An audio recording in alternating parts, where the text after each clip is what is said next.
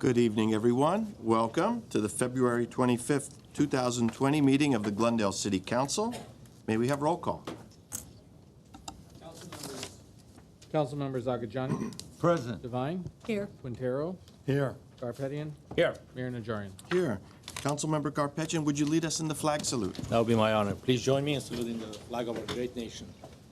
I pledge allegiance To the flag of the United States of America and to the republic for which it stands, one nation, under God, indivisible, with liberty and justice for all. Please remain standing for the invocation, which is delivered by Todd Leonard, Senior Pastor of Glendale City Church. Let's pray. Loving God, creator of this world, who is the source of our wisdom and understanding, we give thanks that as we prepare for next week, that we live in a nation where we have the right to vote.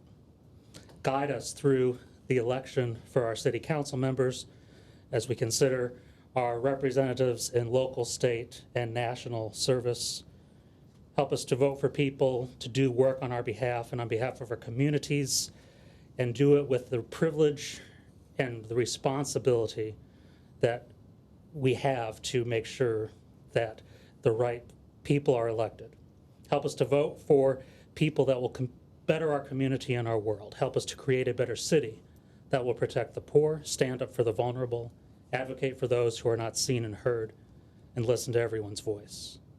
We pray for our nation that is deeply divided. May we come together for the common good and do as you have called us to do, to act justly, love mercy, and walk humbly with you. Help us to listen and love, work together in peace, and collaborate with one another as we seek the betterment of our community and world. God, hear our prayer. Amen.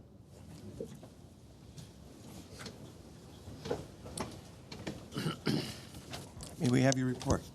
The agenda for the February 25th, 2020 regular meeting of the Glendale City Council was posted on Tuesday, February 18th, 2020 on the bulletin board outside City Hall. Thank you. Next item, please. Next item is presentation on appointments. At 3 is the agenda preview for the meetings of Tuesday, March 3rd, 2020. All meetings for that week have been canceled. The next meeting will take place on March 10th, 2020. Thank you. Next item. 3B is appointment of board and commission member. This is for Nina Jazmadarian for Glendale Water and Power Commission. This was a nomination made by Mayor Najarian on February 11th, 2020. Thank you. I would like to move the nomination of Nina Jazmadarian to the Glendale Water and Power Commission. Is Nina here today? I know she was going to try to make it. Maybe the off meeting last week set her off. I'd like to thank all the applicants who submitted their names to be considered for this commission. You are all 5 of you were very qualified. Ms. Jazmadarian specializes in water, and as you know, water is the other half of the Water and Power Commission, juxtaposed to the power side. She serves as the general manager of the Foothill Municipal Water District in La Cañada, and I think she'll be a wonderful addition to the commission. So I will move her for nomination. Second. Roll call, please. Council members Agajanian. Yes. Devine. Yes. Quintero. Yes. Garpetian. Yes. Mayor Najarian. Yes. Next item, please. Is the staff update. Staff update. Ms. Powers? Good evening, Mayor Najarian, council members and staff. Christine Powers with the City Manager's Office, who, working alongside the City Clerk's Office, wanted to provide you with a brief election update, since this is the last council meeting we will have before elections next Tuesday.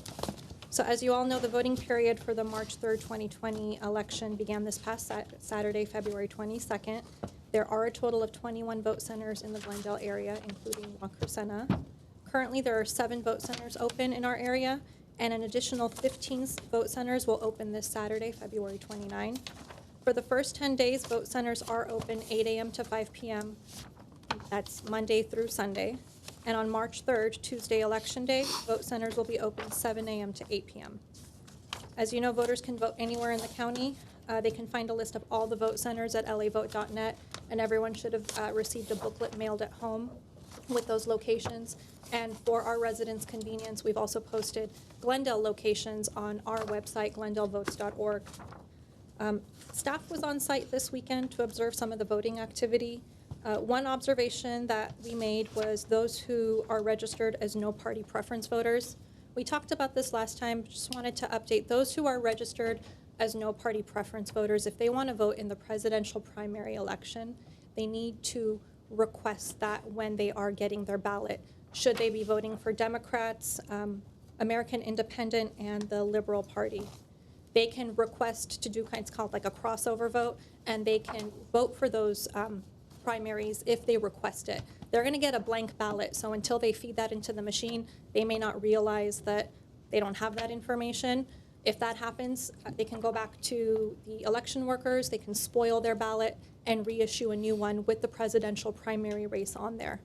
Those who want to vote for Republican, Green, or Peace and Freedom parties would have to re-register to vote in that particular party to vote for that presidential primary, and that's just based on the party's rules, and the state is upholding those rules. Now, as far as how to vote, we worked with the county and collaborated and made a video of our own that's Glendale specific that Artie's going to play right now. Thank you. Voting in LA County has changed. Traditional polling places will be replaced with fully accessible vote centers that will be conveniently located throughout the county. You will no longer be limited to voting at an assigned polling location, and voting will begin 10 days before Election Day. Vote centers will offer new, fully accessible ballot marking devices to make voting easier, including translation of the ballot into 12 languages. These devices will allow voters to cast their votes on a screen, review their selections, then print their ballot for a final review. When the voter has finished reviewing the ballot, they will insert the ballot back into the machine, which transfers the ballot directly into a secured ballot box. It's important to note that when there are more than 4 candidates running for one office, their names will appear on multiple screens, and voters will need to tap the More button at the bottom of the screen to view all candidates to make their selection. Welcome to the future of voting. Fast, convenient, and easy. To learn more about the new voting experience, visit lavote.net. To learn more about the Glendale municipal elections, visit glendalevotes.org. Thank you. So it is important to note. Voting in LA County has changed. Traditional polling places. It is important to note that these ballot marking devices are not internet-based. It does consist of a paper-based modern tally system that will count votes from a paper ballot using image processing technology. And so the ballots that get fed in go into a box, and those are what will be tallied come when it's time to tally the elections. A couple of important deadlines. Today was the last day for voters to request a vote-by-mail ballot. But starting tomorrow and through Election Day, voters can request an emergency vote-by-mail ballot. So between these days, any voter can apply for this ballot if conditions require their absence on Election Day or this election period. And the voter can designate an authorized representative to pick up and return the ballot. Now, when it comes to election results, the final tally isn't due by the county according to law by April 2nd. So that's the very, very latest we will see any sort of official election result. But the first set of semi-official results of ballots cast and votes tallied are scheduled to be reported at 8:30 p.m. on Tuesday, March 3rd. So that'll be the vote-by-mail ballots that the county has been processing and tallying probably now through Election Day. The first set won't be released till about 8:30 p.m. once the polls close. The county will continue to report throughout the evening and Wednesday morning until sunrise, with updates about every 30 minutes. After that, what they're going to do is they're going to switch to these ballot counting tally events throughout the month of March on Tuesdays and Fridays from 1 p.m. to 4 p.m.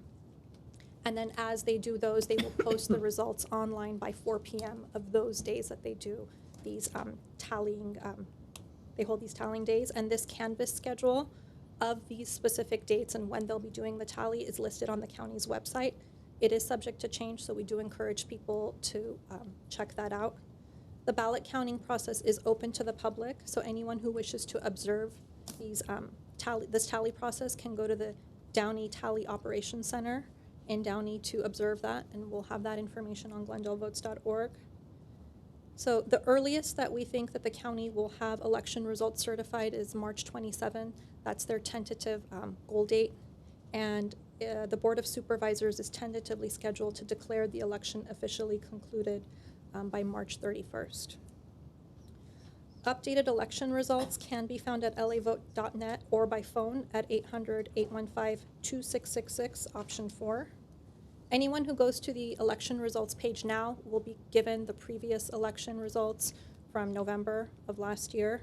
And so it'll start going live on election night. So if you see now old election results, don't get confused.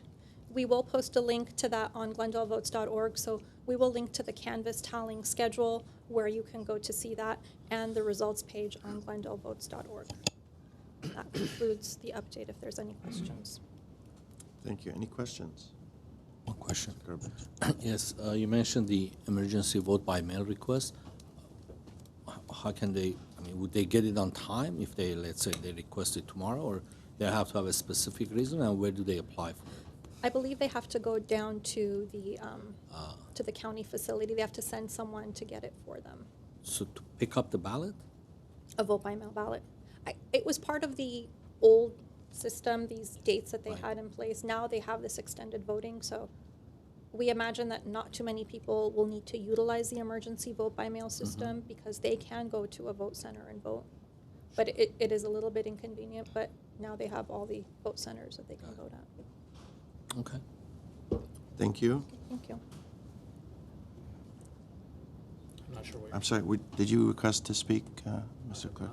Okay, I have a, speaking of the voting system, I am a little bit disturbed about something that I just found out about. Disturbing to me, maybe to others not disturbing. But over the past year, when we realized we were going to have this new voting system and that the county was going to be in charge of the actual elections themselves, we were tasked with finding appropriate voting centers. And with the city manager and the city attorney, I think council members were also in the loop. We committed to finding vote centers that were appropriate, that were fair to all, disabled, accessible, adequate parking, etc. We wanted to avoid a location that could be viewed as the home turf of a candidate or location that a particular candidate controls, is the president of a board of, or a board member of. Think of a veteran who's president of the VFW hall having the voting location in his hall, and he's a candidate. We wanted to get away from those sort of things, so we were very strict in weaning out proposed locations. And we thought we had a comprehensive list that the county registrar had approved, and we confirmed the locations, and they said, this is your final list, these are the approved locations. Lo and behold, just about a week ago, we discovered there was another location that the county indicated would be used as a voting center, one that the city, had we known about it, would not have permitted. We would have objected to that and indicated to the county registrar, we don't want that because we didn't feel it was appropriate based on some of the criteria that I gave. Our attempts to find out how this location became a voting center has been met with a, as they say, the brick wall at the registrar's office. We're not getting any answers, and I am not satisfied with that. The city should be in charge of their nominating and deciding which centers are going to be voting centers. So we're not going to wait for the registrar anymore. I'm going to speak to the 5 supervisors on Thursday and get an answer from this. It's really unfathomable how a voting center can be nominated outside the city's process of picking appropriate centers and all of a sudden pop up as an election center. So I'm going to get to the bottom of this. I would also like my colleagues to support me in an ordinance that would mandate that in the future, all voting centers that are submitted to the county be approved by the city council, and that no one can do an end run or a backdoor run around the selection of the voting centers, either directly to the registrar or through an intermediary. That way, we keep everything on the level for discussion purposes. I'll second that. Thank you. Thank you, Mr. What is the next item, please? Mayor, Mr. Garpetian. speaking of elections and what's appropriate and not, I want to have a second within the same lines of having a discussion on how do we limit the amount of independent expenditure that gets poured into the elections. I don't know if you have a jurisdiction on that. I want to have a report. I want to have a discussion on it. The special interest money that gets poured into the elections. Want to have a discussion because we limited our abilities to raise money. I mean, $1,140 per person is the limit that people can donate to any candidate. I think that should apply to some of the outside entities that they come in and pour tens of thousands of dollars, sometimes hundreds of thousands of dollars in any elections. So I don't know if it's part of our jurisdiction or not. I want to have a discussion on it. And if it's not part of our jurisdiction, we need to start lobbying for it. So with the state legislatures and stop this much special interest money pouring into any candidates. I'm not, singling out one or another, just in general for any elections. So I think that's a must because these elections are local elections. These are not assembly elections. These are not state Senate elections. These are not Congress elections. These are just local city council elections and cannot be really be influenced this much by special interest, outside special interest, and in a way try to tear the community apart between being a Republican or a Democrat, because whoever sits up here, including me, I represent everyone, regardless of their race, religion, sexual preferences, and political affiliation. I think that is very important for us to have a lid on the same way that we kind of limited our ability to raise money. I think it should apply to all the IEs and special interests that come in and pour tens of thousands of dollars into elections. Mr. Garcia, can you give us an update on, this is Citizens United and the following cases, and even though there may not be a change in the law, can you give us, I mean, it's too late for this election, obviously, but Sure. Is that something that you can enlighten us on? Brief, right now? Or, Well, I mean, don't think can right now. briefly, right. So we do plan to bring an update in the summer, just to look at our campaign finance ordinance as we normally do after an election, see if it's appropriate to have updates, see if the council has new ideas on regulations, and so at that point we can have the discussion. But briefly, you're correct, Mr. Mayor, the Citizens United case, the United States Supreme Court case decided, I think it was circa 2010, limits the ability of any governmental agency to control independent expenditures as protected First Amendment activity. But we will, when we bring that report to you, we'll certainly outline the contours of that decision and the other decisions affecting the abilities of public agencies to regulate campaign contributions and campaign expenditures. Thank you. Mr. Mayor, because when you are limited, I appreciate the report, the short report, but when you are limited in raising money yourself, like my sister cannot give me $1,500, cannot donate $1,500 to my campaign. She can't. But, huh? You're right, she can't. Yeah. So, but that will, if there is I think part of the discussion that I would like to have is if there's a candidate or candidates who have a tremendous amount of independent expenditure, we have to lift some of this limitations that we have to raise money in order to counter that, because it's very difficult to fight against tens of thousands of dollars that come into 2 weeks, basically. This is just for future discussion. Discussion. I think that's. So this will be a report. Yeah. Right. I'd like to add, Is he seconding?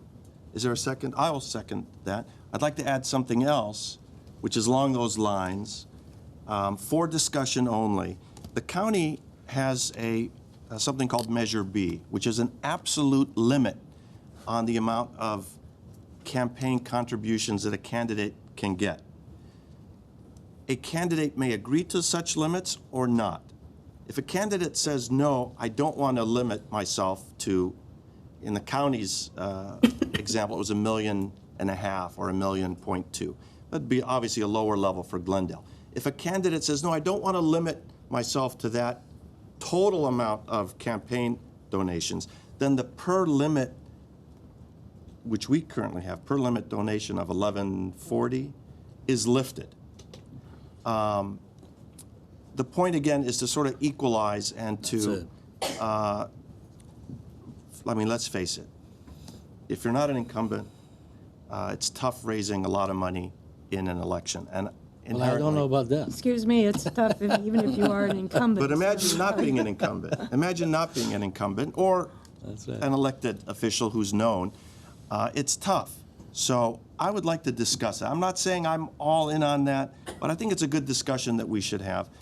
It might be, you might say it's full of hot air, let's stick with what we've got. But so what I'm asking for is a Yeah, we'll bring brief back explanation on Measure B of the county, and perhaps a discussion on absolute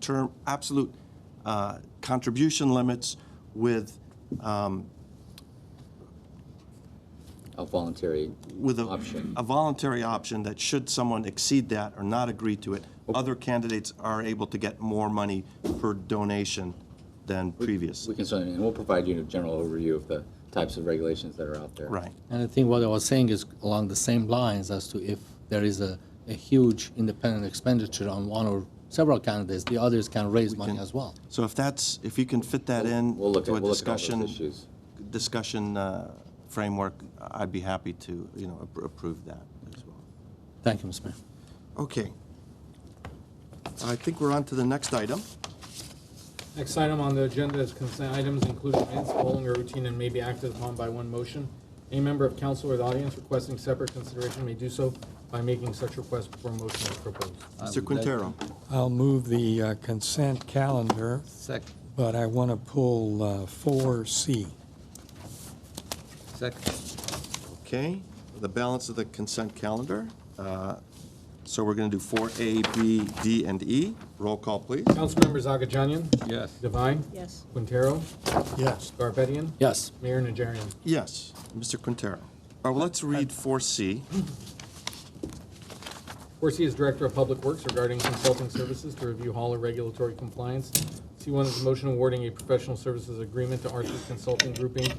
to review hauler regulatory compliance for 1 year at $83,775, with the option to extend the agreement one additional year at $87,964, and rejecting all other proposals.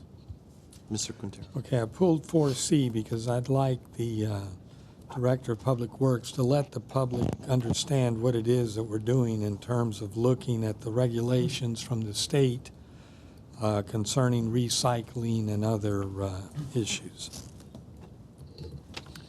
Mr. Imrani. Thank you, Mr. Mayor. Good evening, council, city council members.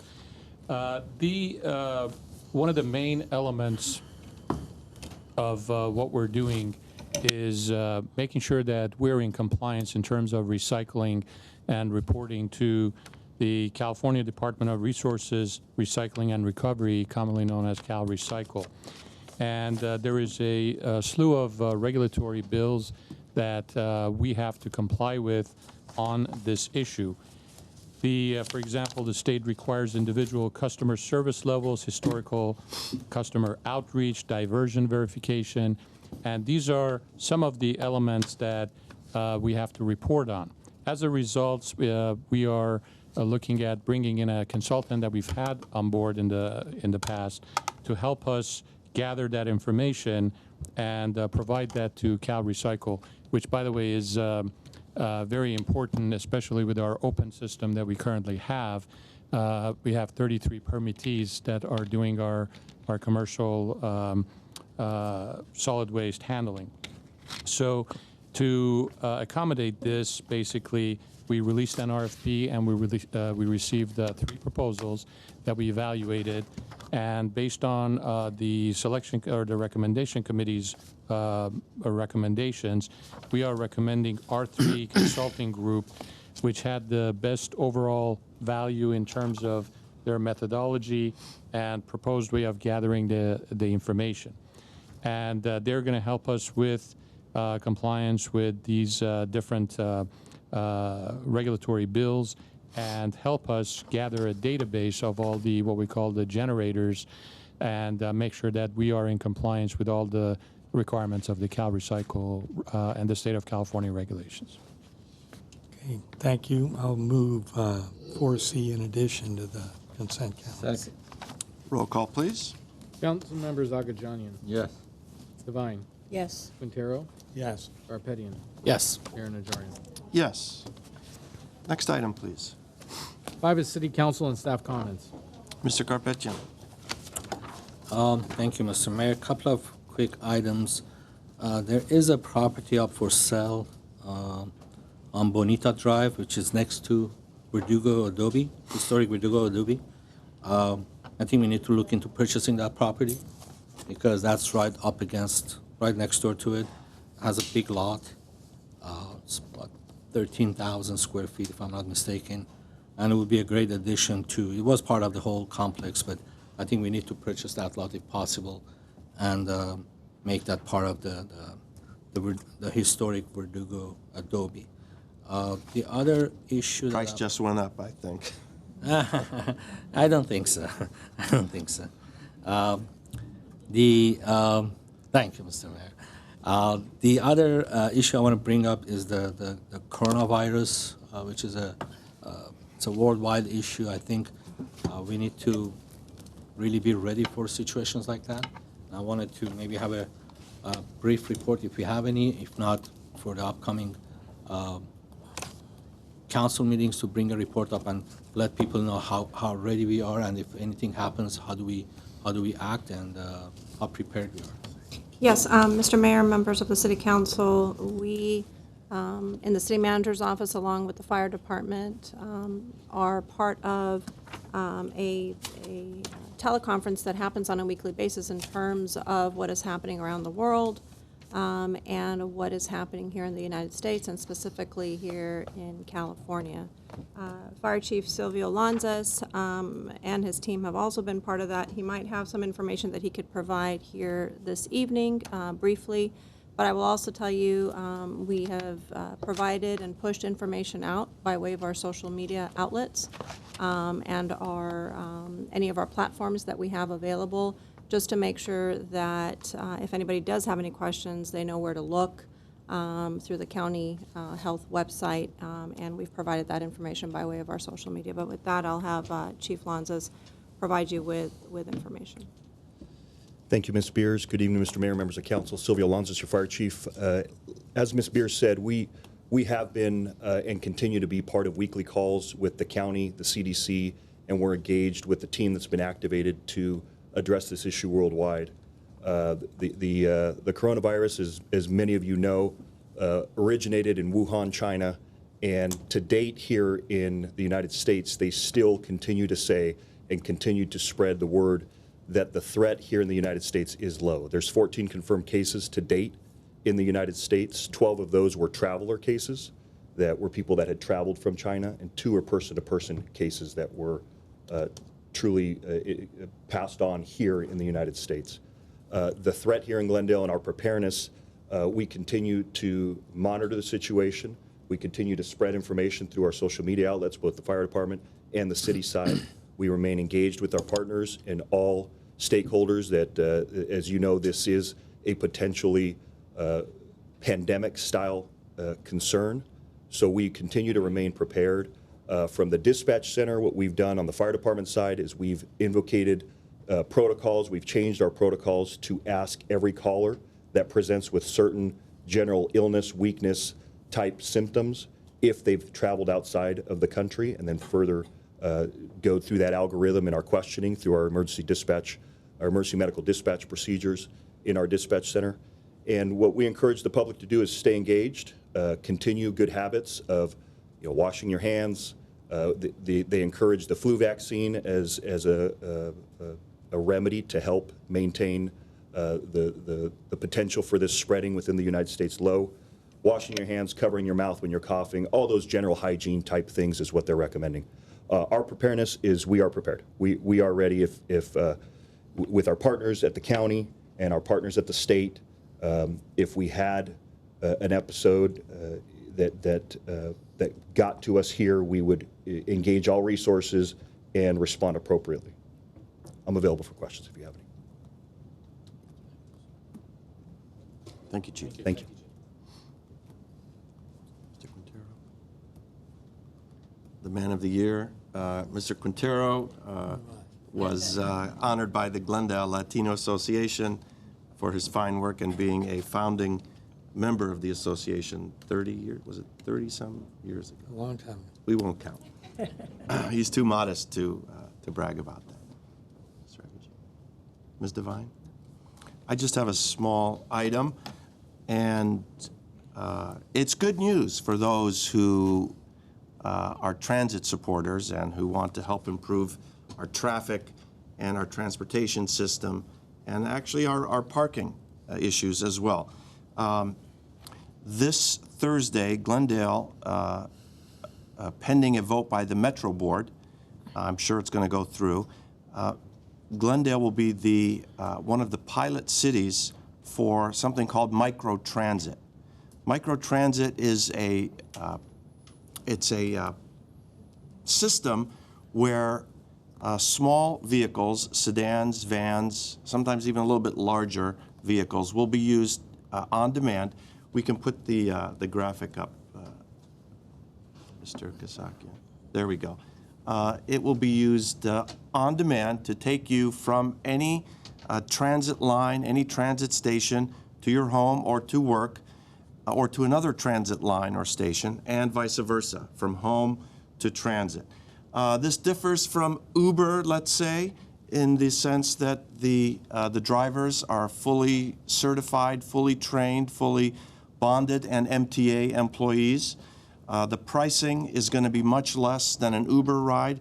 From my house, let's say, to the train station, I would probably get it's probably about an $8 or $9 Uber charge. Under this system, we're looking at $1.75 to take you there. And you can go anywhere within a 5-mile radius of either the station or your home to take you to a location. So it's called microtransit. It's coming to Glendale at the beginning of next year. The system is just getting up and running. So it's good news. We're hoping to get more people on buses and transit, out of their cars, off our roadways, leave the cars in your driveway. You don't have to park them around anywhere. So good news coming from Metro for the city of Glendale. Other cities complained. Let's get that straight. Burbank was upset. Pasadena was upset. Why is Glendale getting it? But Glendale's getting it first before they are. So I'll let you fill in the dots on that. If there's nothing else, next item, please. Next item is the 3-minute portion of public comments reserved for community event announcements and those who do not wish to speak at the end of the meeting during the 5-minute portion. Thank you. I have a card from Alex K9 Baroyan. That's what it says. Can we see your license, Mr. K9, or? That's what happens when you let someone else fill out your card. We have some guests with us tonight.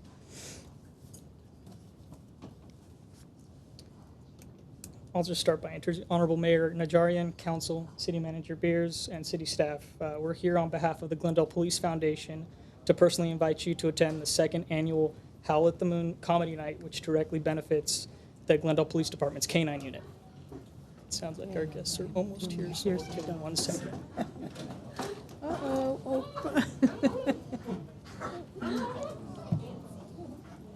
Oh. Oh. Hi, guys. Hey. To my left is K-9 Handler Cruz, and Eddie, Canine Eddie. On my right is Canine Handler Shabanka and Canine Mike. Last year's inaugural event was a huge success. The cost of a ticket to the event is $95 and will include dinner, a live auction, an exciting live demonstration from the Canine Unit, and of course, a night of comedy by multiple nationally acclaimed comedians. Since 2005, the Canine Unit has relied almost entirely on community donations and fundraising events to purchase dogs, training, equipment, and veterinary services, just to name a few. The cost of a new fully trained police canine is approximately $22,000, with an annual cost of approximately $60,000 for the entire unit. The Canine Unit is an extremely valuable asset to the city of Glendale. In 2019 alone, the Canine Unit was involved in 82 deployments that resulted in the apprehension of 71 criminals. Additionally, the Canine Unit reached out to the community as ambassadors of the Glendale Police Department by performing 29 canine demonstrations. We ask a lot of our canine teams, and they deliver by being a valuable resource for the continued safety of the Glendale community. We hope you'll consider joining us on Saturday, March 7th at the Glen Arden Club to help support the Canine Unit. Sponsorships and tickets may be purchased at www.gpf.org. The night will offer plenty of good times, good laughs, all while supporting a great cause. Thank you for your time. Fantastic.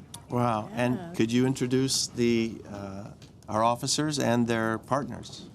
Sure, this is Canine Officer Julian Cruz, and this is Canine Officer Eddie. And to my right is Canine Officer Paul Shabanka with Canine Mike. I wouldn't want to mess with those guys. They're behaved right now, but No. they certainly look well trained and Zion's kids earn. able to get a job done. And what are they? What breed? What breed? I have a Dutch Shepherd, and Eddie's a Dutch Malinois. Oh, Bill. Wow. Okay.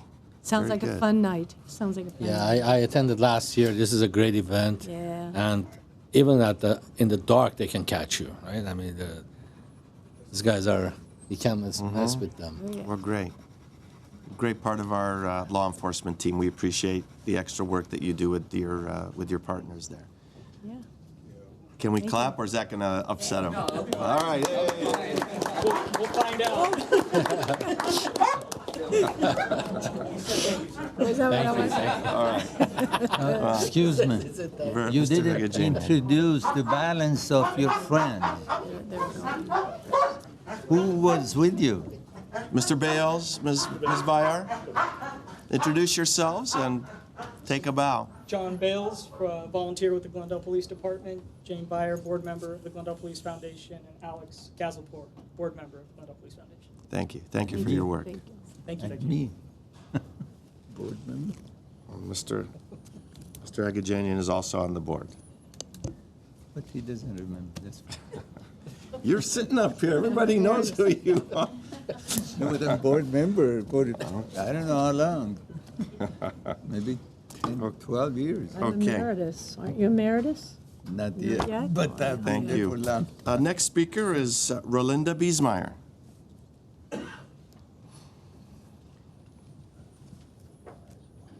Good evening, Mayor Najarian and members of the City Council. I can't beat that.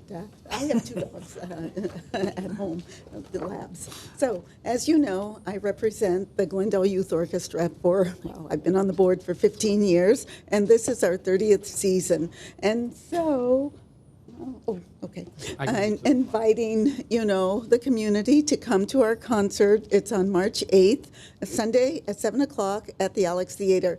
And that, there's so many good things about the orchestra this year or this season. This is the second of our 3 concerts. And this one is called Russian Romantics. And so we'll be presenting Romeo and Juliet by Tchaikovsky. And also they'll be doing Scheherazade by Rimsky-Korsakov. They're really fantastic presentations.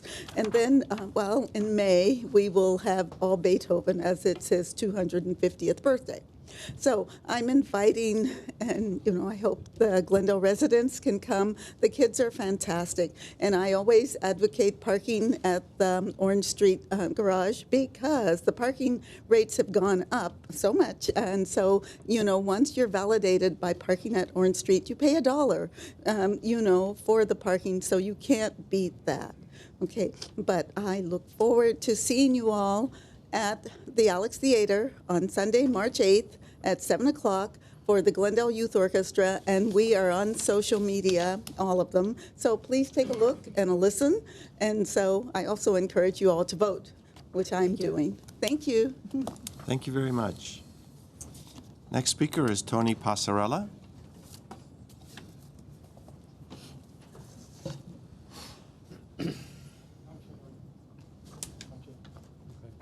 Well, the canine thing, that's going to be a tough one to follow. Tony Passarella, good evening, Mayor, council members, and staff. Mr. Garpetian, what are the chances the same individual that showed you photos of this horrendous AT&T installation on Chevy Chase, not once, but twice, the first time I showed you photos and it's divine, your jaw dropped. I remember that distinctly. I mean, you went, whoa. So the second time I took my power density meter up there, measured the microwave radiation, and we know the story about Mary can't sleep because it's 50 feet from her bedroom window. So Artie, what are the chances that the same guy who brought those installation to you twice finds this an absolute failure? Is this Next one? Chevy Chase? Chevy, look at that. Fellow. So the people at AT&T, the engineers at AT&T obviously don't know what they're doing. And the Public Works Department that okayed that, I don't know what to say about that. I mean, anybody can see that you're hanging all this electronics on a telephone pole in a neighborhood 50 feet from somebody's window. Thank God that thing didn't fall on a car and we had property damage, or fall on somebody. Well, there would have been a major lawsuit there. That would have made the news, wouldn't it? So we got a precedent set here. I mean, we got a precedent set here. 24 AT&T small cell sites going up as we speak, one by one in Glendale, on top of telephone poles, attached to telephone poles. 84, probably more by now, City Manager Beers, applications coming in of small cell sites / 5G to go up in Glendale. And before you know it, 2-3 years down the line, there's going to be hundreds of these things. So my ask is this, that we move up. I don't know who puts this stuff on the agenda, but this non-preferred preferred zone thing that you suggested put on the agenda, whoever puts that up, please expedite that to the top before we get these things near schools. 700 Glenwood, one's going to go up there soon, probably sooner rather than later. And the rest of these by schools and in neighborhoods, ridiculous. Absolutely irresponsible and ridiculous. Please move that up. Thank you. I just thought that the small cell was smaller than that. I didn't That's think it was. not a small cell. Oh, That was okay. actually built, that was What is installed that? before we had our ordinance in place in 2010. So it's apples and oranges compared to what's going up today. Okay, so that's an old. Correct. Very old. And has it been repaired? I don't know. You don't know. We don't know. Okay, thank you. I don't have any other cards. Let's move on to the next item. Under adoption of ordinances, at 7A is an ordinance amending sections 13.40.340 of the Glendale Municipal Code relating to the industrial waste disposal permit fee introduced by Councilmember Agajanian on February 11, 2020. Mr. Agajanian. I would like to move the item. Second. I don't have any cards. There's no discussion. Roll call. Councilmembers Agajanian, Yes. Devine, Yes. Quintero, Yes. Garpetian, Yes. Mayor Najarian. Yes. Next item. Is an adoption of ordinance pertaining to lobbyist registration and disclosure obligations of familial, business, and community organization relationships, introduced by Garpetian and Devine on February 11th, 2020.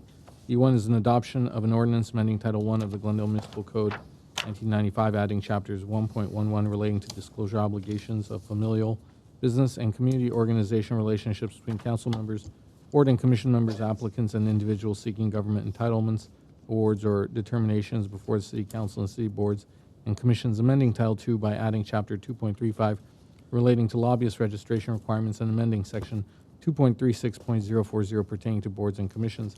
2 is a resolution establishing fees related to lobbyist registration. 3 is a resolution amending citywide fee resolution regarding administrative citation fine amounts for lobbyist registration requirements and amending citywide fee schedule to add violations subject to fines for lobbyist registration requirements. Mr. Mayor. Mr. Garcia. Thank you, Mr. Mayor, members of council. We will be going through briefly the changes to the ordinance that you introduced 2 weeks ago as it pertains to attorney lobbyists, the engineers, architects, and designers. And it's a very brief presentation, and then I'm happy to answer any questions. Thank you. Ms. Thank you very much. Good evening, Mayor Najarian, council members. My name is Doreen Martirosian, and as Mr. Garcia said, I will briefly go through the changes that was made to the ordinance since its introduction. Per council's direction, we went ahead and we amended the ordinance to include architects, engineers, and design professionals as registrants for lobbying purposes. The way that we have the proposed language is it allows, per our discussion, the architects and the design professionals and the engineers to have contacts and engage with city staff for preliminary plans and drawings and submittal of technical documents. So our ordinance has been amended to state that registration is required, lobbyist registration is required prior to lobbying of or contact with city staff that occurs after issuance of notice of the public hearing. So these architects, engineers, and design professionals, they can work with staff, they can submit their plans and applications. However, once the matter has set for a public hearing, once that notice has gone out, then if they wish to have further contacts with city staff or officials, then they have to register as a lobbyist. The second portion of the requirement is that the architects, engineers, and the design professionals, even during the preliminary stages, even if a notice hasn't gone out, if they want to have contacts with council members and board and commission members, they have to register as lobbyists under the ordinance. For attorneys, we went ahead and we removed the exemption, so attorneys are no longer exempt from lobbying registration. However, we are recommending, based on the discussion that we had previously, that we do make an exception for attorneys to exempt them if they're legally representing their client in a litigation with or involving the city. And we do have a handout for council for council's consideration. It's the red line of the proposed new section 2.35.060, and the new language is section 3. So it would be the following are exempt from the requirements of this chapter. 3 would read, any communication by an attorney with regard to the attorney's representation of a party or potential party to a pending or actual litigation or to a pending or actual administrative enforcement proceeding brought by or against the city or city agent, officer, or employee. So this means if the attorney is contacting staff, council member, board, commission members for anything that's defined as a lobbying activity within our ordinance, they would have to register. However, if they have a pending claim or a lawsuit that they have filed or the city has filed against them, their client, and they are engaging in contacts to represent the client's interest relating to the lawsuit, then they do not have to register as lobbyists. Mr. Garpetian? Sure. Well, I have a problem with that. If they have a lawsuit that they're representing a client, they should not be involved in lobbying the council or the city employees. If they know that they have a lawsuit and there's a attorney-client privilege, why are they getting involved into lobbying activities? So I think it's For me, I would not vote for this ordinance if we're going to exempt that.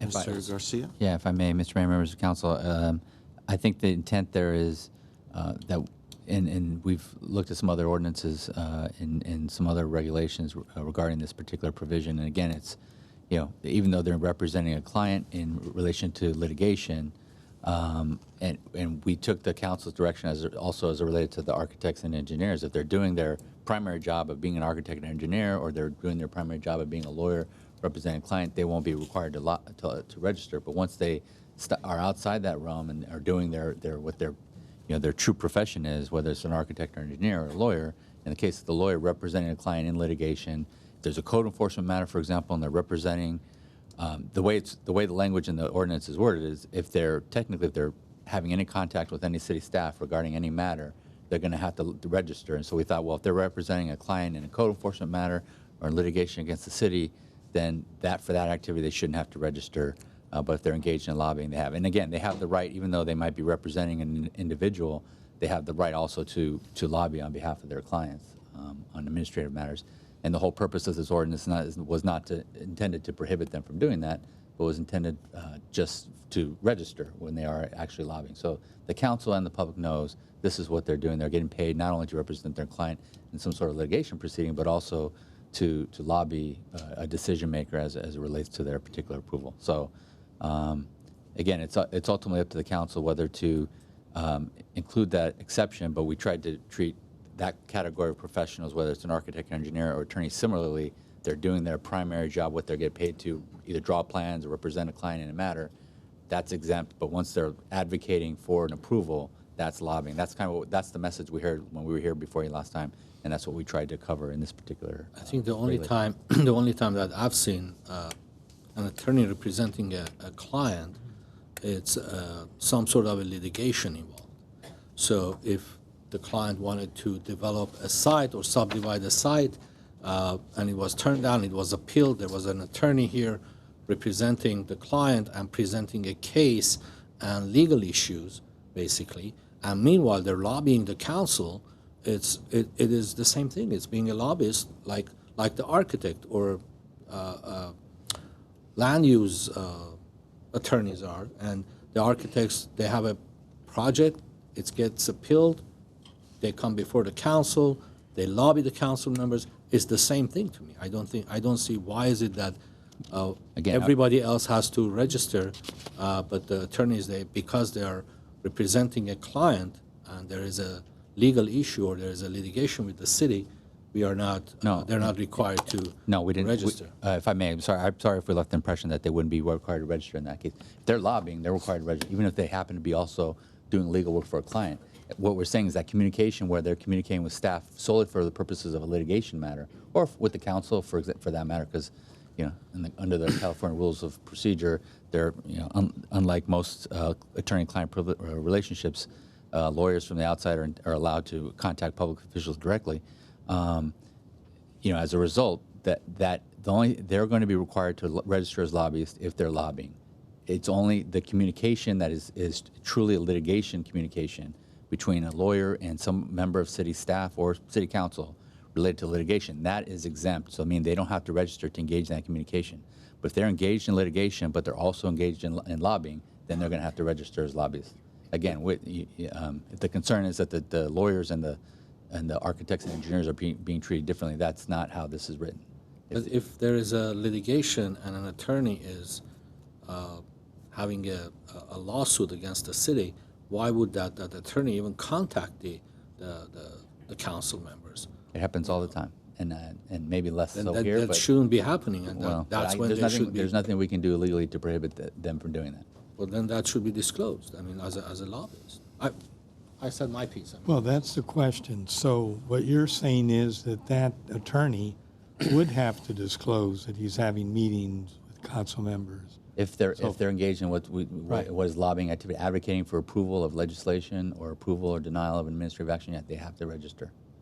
It's only the only communications that are exempt are the litigate. For example, the example that Doreen gave, the lawyer is contacting somebody from our office on a piece of litigation. Technically speaking, under the ordinance, that's lobbying. So we want to say that's not really lobbying. That's the lawyer doing his or her job and interacting with a member of our staff as it relates to litigation. So in terms of his example, in fact, he would, or she, the attorney, would have to disclose that they're now moving into a lobbying role, even though there's a lawsuit with the Correct. with the city. If they're engaging in advocacy for legislation or administrative action, yes, sir. And I believe it's our policy, if a city employee is contacted by an attorney in an adverse case, that all communications be directed through the city attorney's office or through who's ever handling that. That's correct. I mean, so it's not going to, I can't see the situation where. Correct. And just on the attorney lobbyist part of it, even I've seen it less here, but in my prior employment, and then I know it happens in a lot of other jurisdictions, the lawyers are the sort of the entitlement person for that particular developer or that particular client. Happens all the time, and I think that what I heard from the council, when that's happening, you want lobbyist registration. So that's the way this is written. Mayor. Okay, so Correct me if I'm wrong, but that would be like ex parte. In other words, when it first comes to staff and to council, that's legal. That's not lobbying. That's just reporting to us and giving us information. After that initial meeting, if they come to us in private, call us and say, we'd like to talk to you about this, that's going to be lobbying. That is lobbying. Correct. Mayor Najarian, council member, Divine council members, if the attorney is contacting council as you described on a matter that the attorney has pending before the council, administrative or litigation, then yes. However, if there's no matter pending and if the attorney just wants to reach out to council, then they would have to register if their conduct amounts to lobbying under the ordinance. You think it's too easy wait a on the minute, you attorneys? I better- mean, where do you, I'm not sure where you guys are saying. No, I want to hear that again. Either way, they have to register as a lobbyist, right, in your example? If the attorney is representing a client before an administrative action pending before the city council, and all the attorney does is come before the city council to represent, to argue the client's case, for example, the attorney does not have to register. Right, okay. However, if the next day the attorney wishes to reach out to city council members to say, listen, you got to change this code section because of such and such reason, then that crosses into lobbying. And that goes for the architects and engineers and everybody else. If they bring a case here and they haven't contacted us, do they have to file as a lobbyist? Mayor Najarian, Councilmember Garpetian, council members, for architects and engineers, it's slightly different. If they are contacting staff to complete applications, then no, they do not have to register as lobbyists until that first notice of hearing is sent out. Or I believe we do have provisions too, if they appear before city council just to answer questions because they're the architect assigned to a certain development, then they wouldn't have to register as lobbyists. So if there's an appeal and there's a case here and the architect is presenting the case, hasn't contacted anybody, do they have to file again as a lobbyist? No. No. If they're here just to present the case and answer questions, no, at a public hearing, no. Oh, pull the microphone down. Oh, I'm sorry. Yeah, so there's a separate exception for anybody who all they do is speak at public hearings or write letters to the decision maker, whether it's a board or commission or council. There's a separate exception. Whoever they are, they're not required to submit it as lobbyists. It's sort of as Councilmember Devine mentioned, that ex parte communication, that behind closed doors type meeting that may be requested. Then they're required to register as lobbyists. Okay, explain to me one more time, as far as the attorneys go, when are they exempt from filing as a lobbyist? They're exempt as it pertains to any communication with regard to the attorney's representation of a party or potential party to a pending or actual litigation or to a pending or actual administrative enforcement proceeding brought by or against the city or city agent or officer or employee. That communication is with staff, not with the council. Could be with the council, and there's going to be some interpretation that probably goes into this because some litigation may be where they're threatening a litigation, for example, if the council doesn't approve a project, and so we're going to at that point I think have to decide whether that's acting in their role as litigant or whether they're acting in their role as lobbyist. In most cases where they're just writing as it pertains to a piece of litigation, they're exempt. If they're writing regarding advocating approval or denial of a project or approval or denial of legislation, they're going to be required to register as a lobbyist. And So again, cases versus legislation. Correct. This is the difference. If I'm an attorney and I call you and I say, Mike, I want to set up to take the deposition of your public works director, that's a communication. It's about a case. I don't have to register. But if I say, Mike, let's talk about this ordinance you guys are thinking of. It's really bad. It's unfair, et cetera. That's lobbying. That's when I have to register. That's correct. Mr. Quintero. Okay, on that scenario, the manufacturing company or whatever on San Fernando Road that's doing X, Y, Z, and now either wants to, is having an issue with the fire department over, something, or with the fire marshal, an employee of that company, when they begin to reach out to city managers and council members, do they have to register? Only if that's their one of their principal duties is to be If basically that's their a principal lobbyist duty, in-house. governmental relations or whatever. Correct. But the owner of that company or no. engineers, Right. et cetera. So one last question. Okay. If there's a designer who wants to design a house and calls the staff just to discuss designing a house, right? As a project designing a house, like an attorney calls for a client who they're representing in a lawsuit. That calls for a No, again, the exemption, why don't you go through that one exemption again, Dorian? So, Mayor Najarian, council members, Councilmember Garpetian, for architects, engineers, and design professionals, these individuals can work with staff in the scenario that you just suggested to talk about the design, to complete the applications, the plans, the permits, as long as the matter has not been set for a public hearing. So the minute that the notice of public hearing goes out, if they want to have further contacts with staff, then they would have to register as a lobbyist. But why? I don't have a problem with them, but I want to understand why. What is the difference between before and after the? If I may, so keep in mind meeting that is set. including the It's their job too, right? Correct. The boards and commissions, and including the boards and commission process, as well as including the architects, design engineers. That was the council's direction after the robust discussion that you had 2 weeks ago. So we included that, but what we didn't want to do is sort of the normal back and forth that occurs between staff and the designers, as you just alluded to. We didn't want that to come within the lobbyist registration. Otherwise, they'll be filing reports every single time they even pick up the phone, and that wasn't the intent.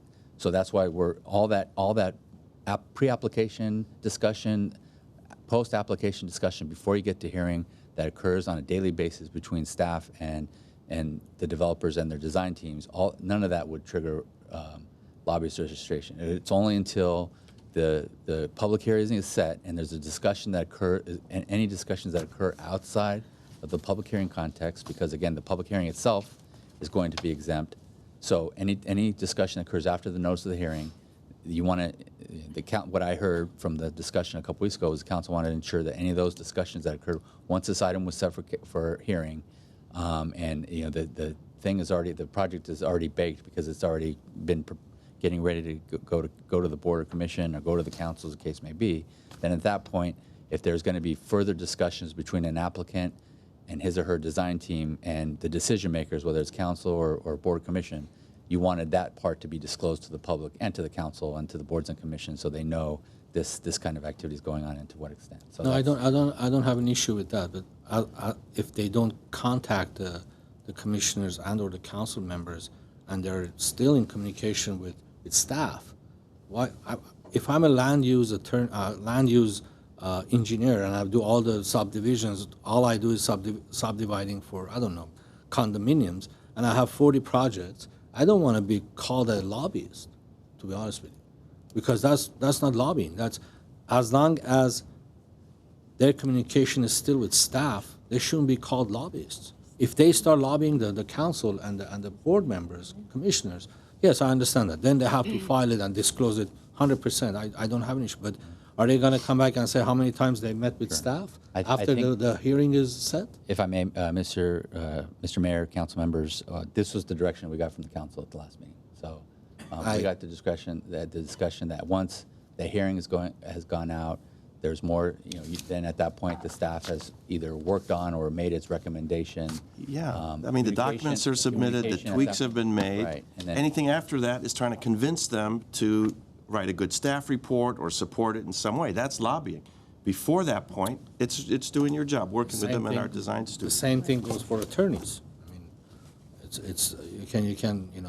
Well, we're saying try the to same thing justify- for attorneys, except for litigation privileges, so, I mean, okay, let's keep going. Okay. Let's keep going. Sorry. The next item in the lobbyist registration ordinance was at the council's direction to include employees of businesses or organizations whose job duties include lobbying on behalf of the organization, so the individual would have to register as a lobbyist under the ordinance.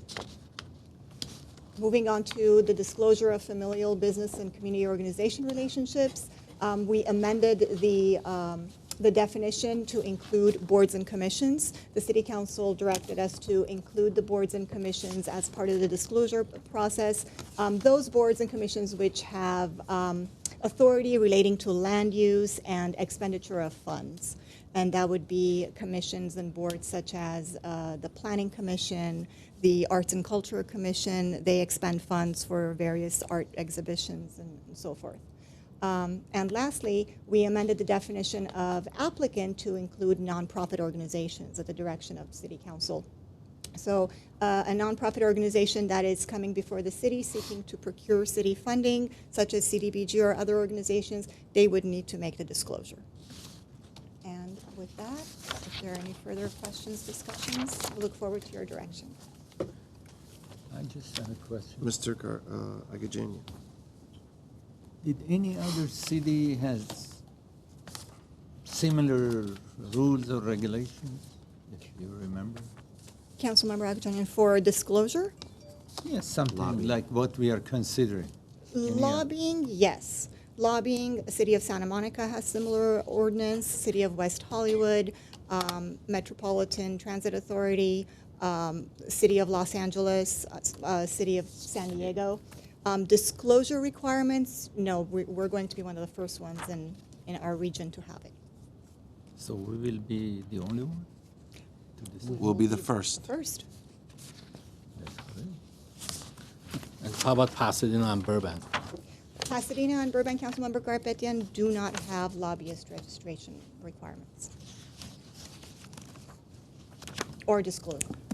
I don't know where we're going with this. I Well, don't, it's a, and one other question. If there's an architectural firm or an engineering firm, there's so many different entities that are related to this.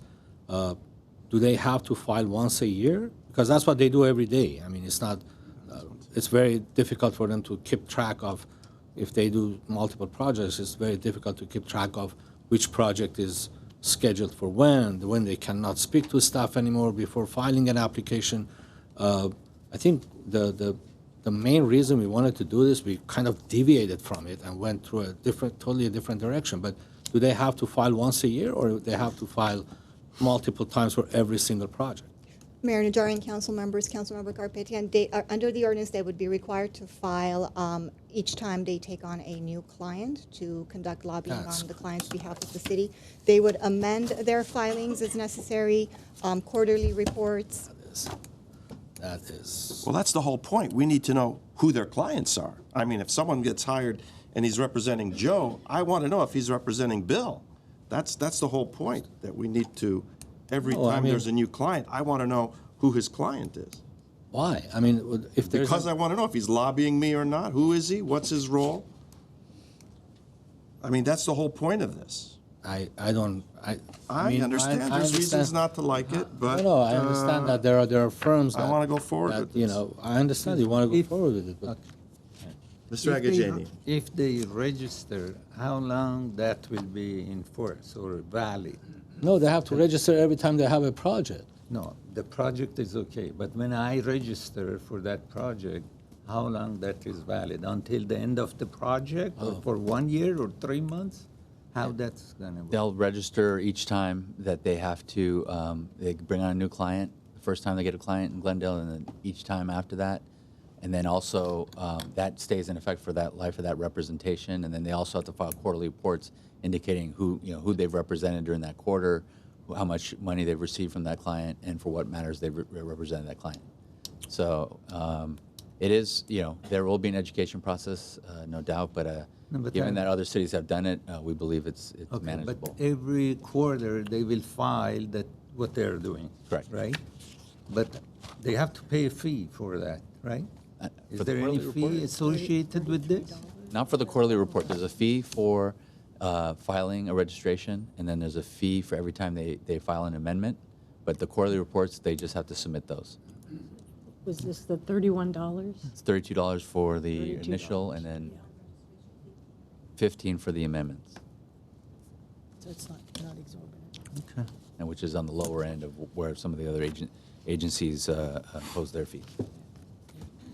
In my opinion, Mr. Mayor, in my opinion, I guess we have to try and see how this is going to work.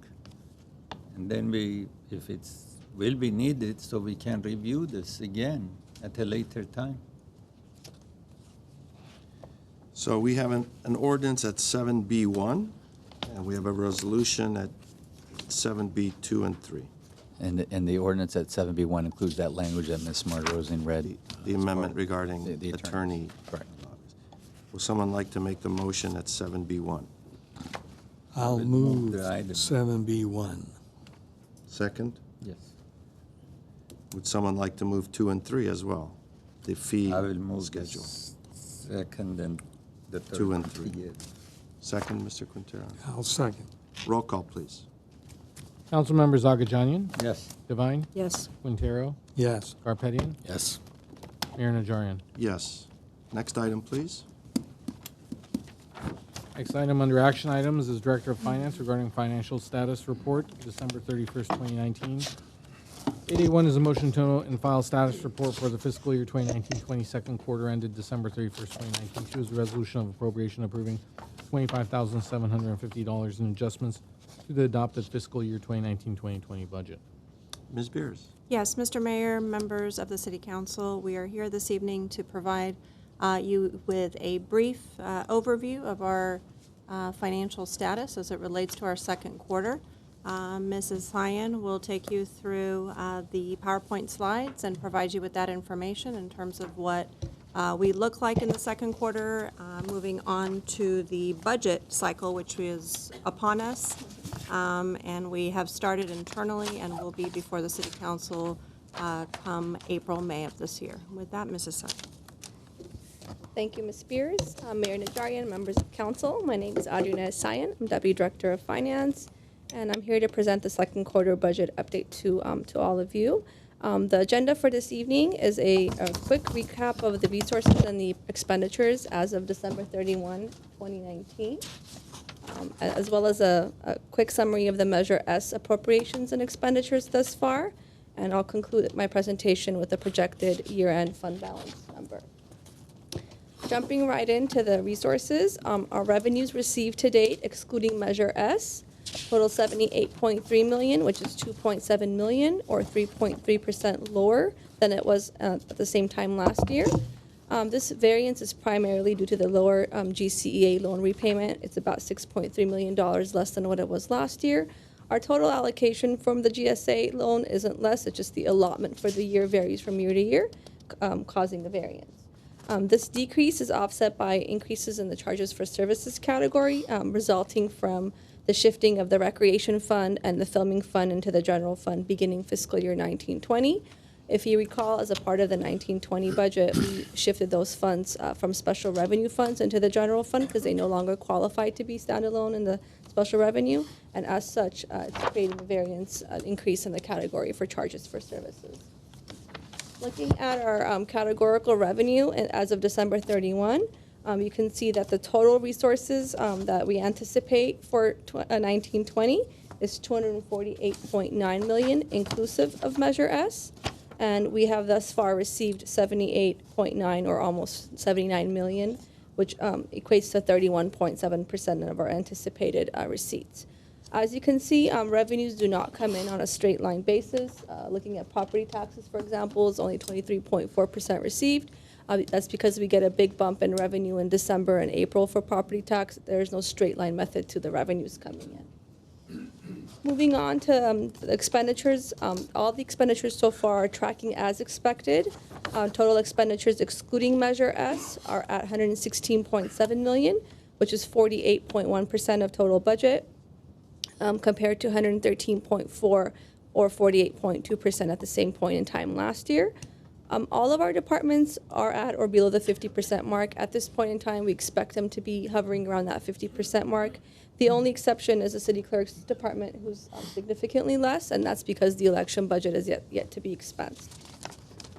Looking at our appropriate expenditures and appropriations by department, you can see that the total appropriation for 1920 is 248.7 million in the general fund. 117.3 of that has already been expensed, which is about 47.2%, and this is inclusive of Measure S. And again, city clerks is at 20.6%, while the rest are close to the 50% mark. Looking at Measure S, just as a refresher, our 1920 adopted revenue was 30 million. 29.8 of that was appropriated towards various programs.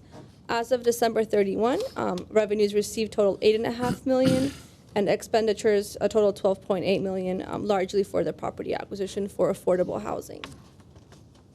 Looking at our projected year-end fund balance, our beginning unassigned and charter reserve as of July 1, 2019 was 88.3 million, or 37.3% reserve.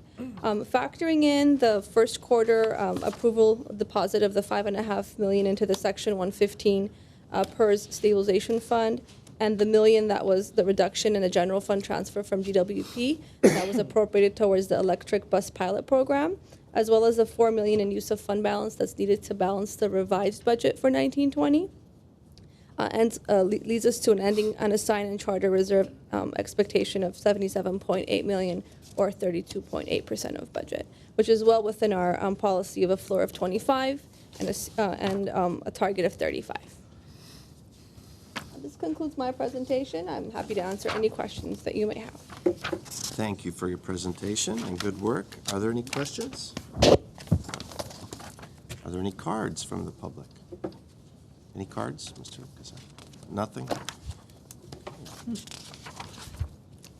Thank you. Ms. Beers, would you like to make any comment on the update? No, sir. I think Mrs. Cyan covered our bases well, but we'd be happy to answer any questions if you have any. So I just have one question about the GSA loan, and you say it varies. Yes.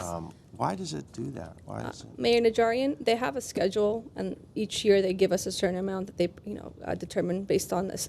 I think it's a 10-year or an 8-year plan. So based on what they've allocated for that year, that's what we get. So for every year, the last year is 21-22, so we have 2 more years left on the repayment. The amounts that they're sending over, I believe it's based on their revenues and their appropriations, but we have no say in how much they're going to be giving to us. Mr. Mayor, if I might. Yes.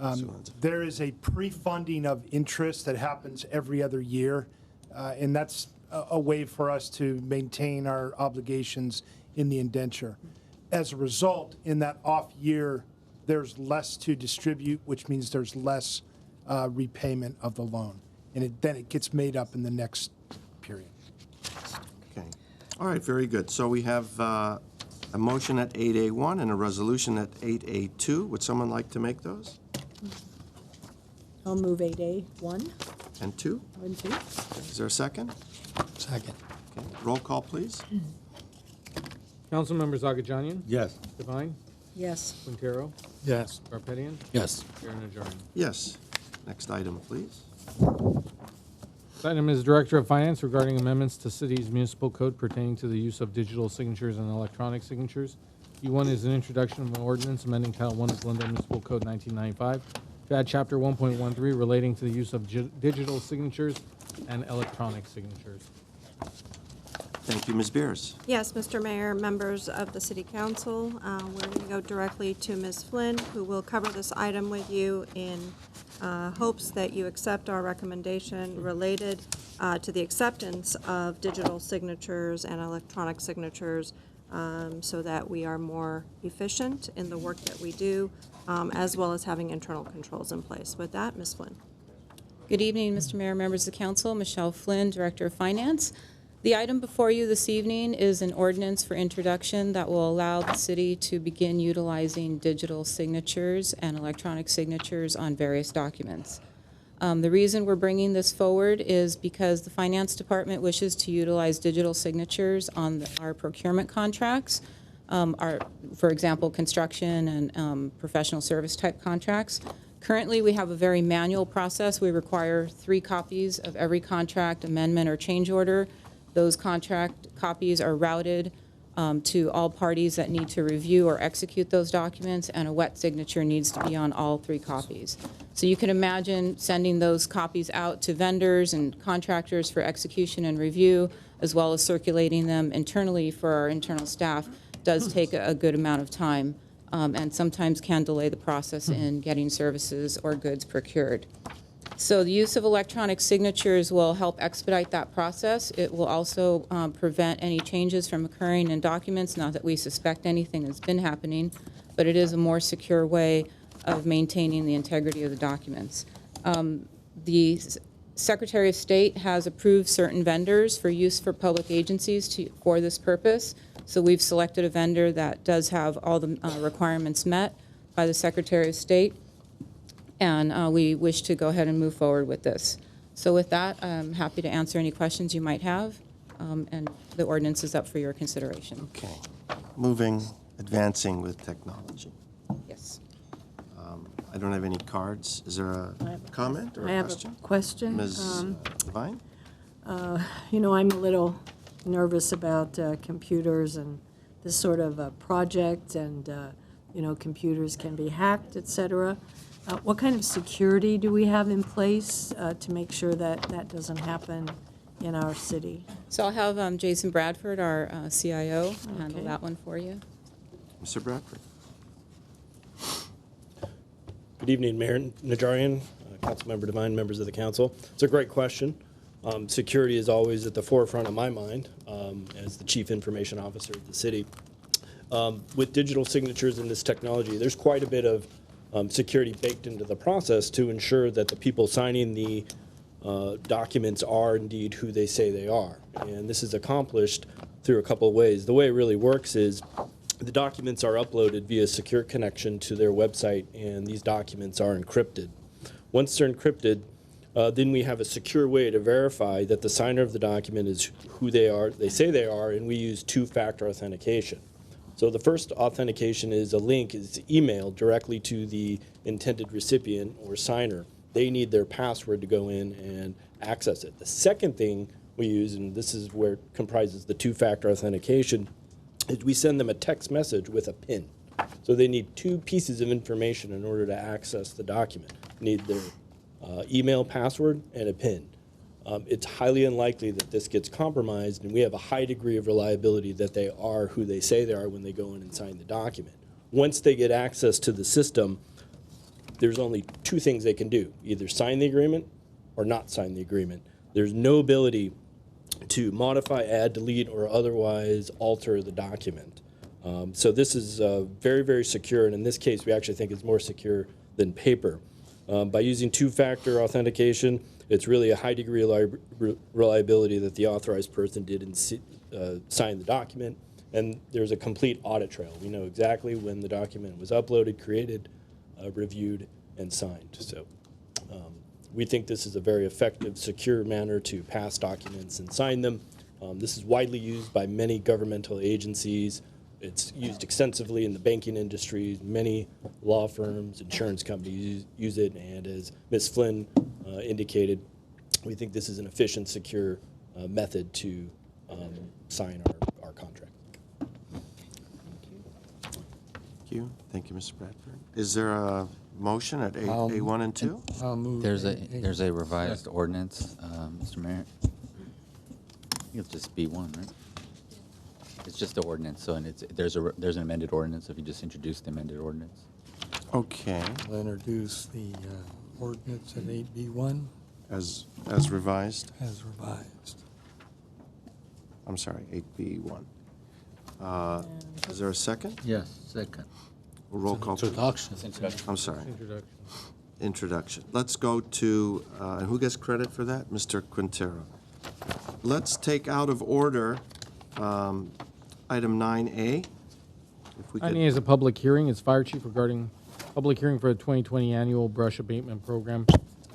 A1 is a resolution declaring that weeds, brush, rubbish, and refuse and dirt upon or in front of specified properties are a public nuisance and declaring its intention to provide for the abatement thereof. This is a Thank public you. hearing. This is a public hearing, and I'm going to open the public hearing. Ms. Beers? Yes, Mr. Mayor, members of the council, will go directly to Chief Ragusa for a report. Honorable Mayor, City Council, City Staff. 2 weeks ago, presented the declaration list, explained all the unimproved lot, the 631 lots in our city were provided letters. I gave them the opportunity to clear their brush prior to us going and inspecting them.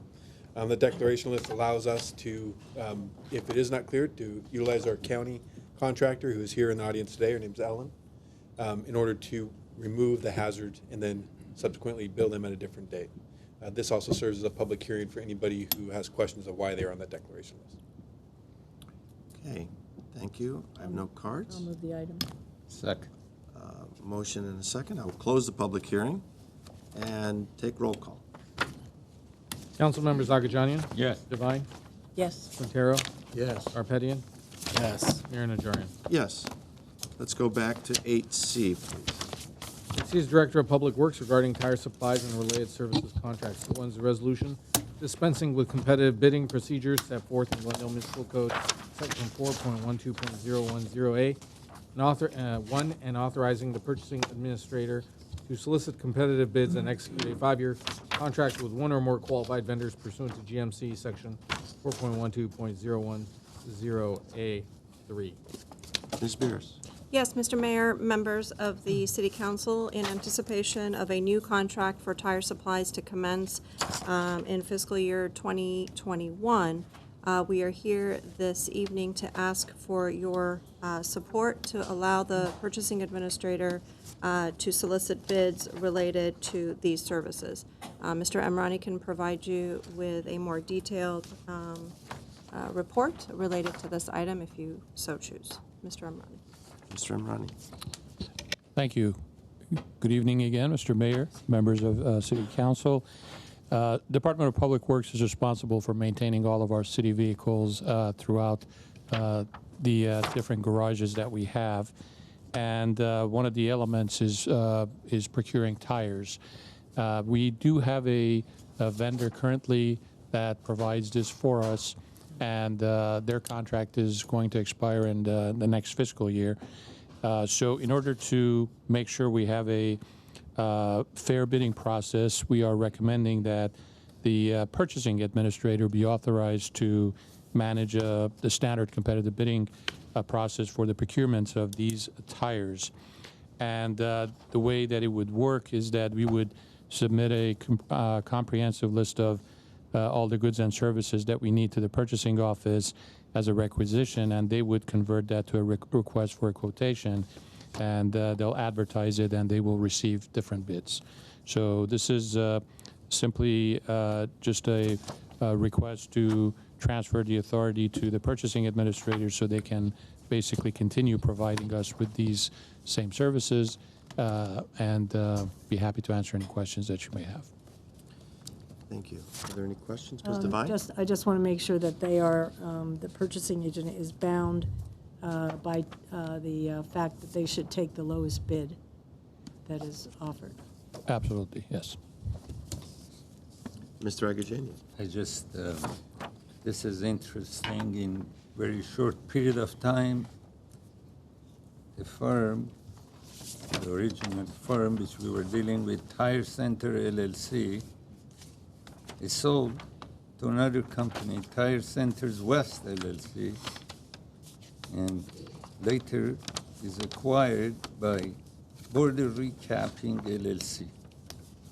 Knight is the current city vendor for tire supplies and services. I hope somebody checked that this order recapping is reliable vendor.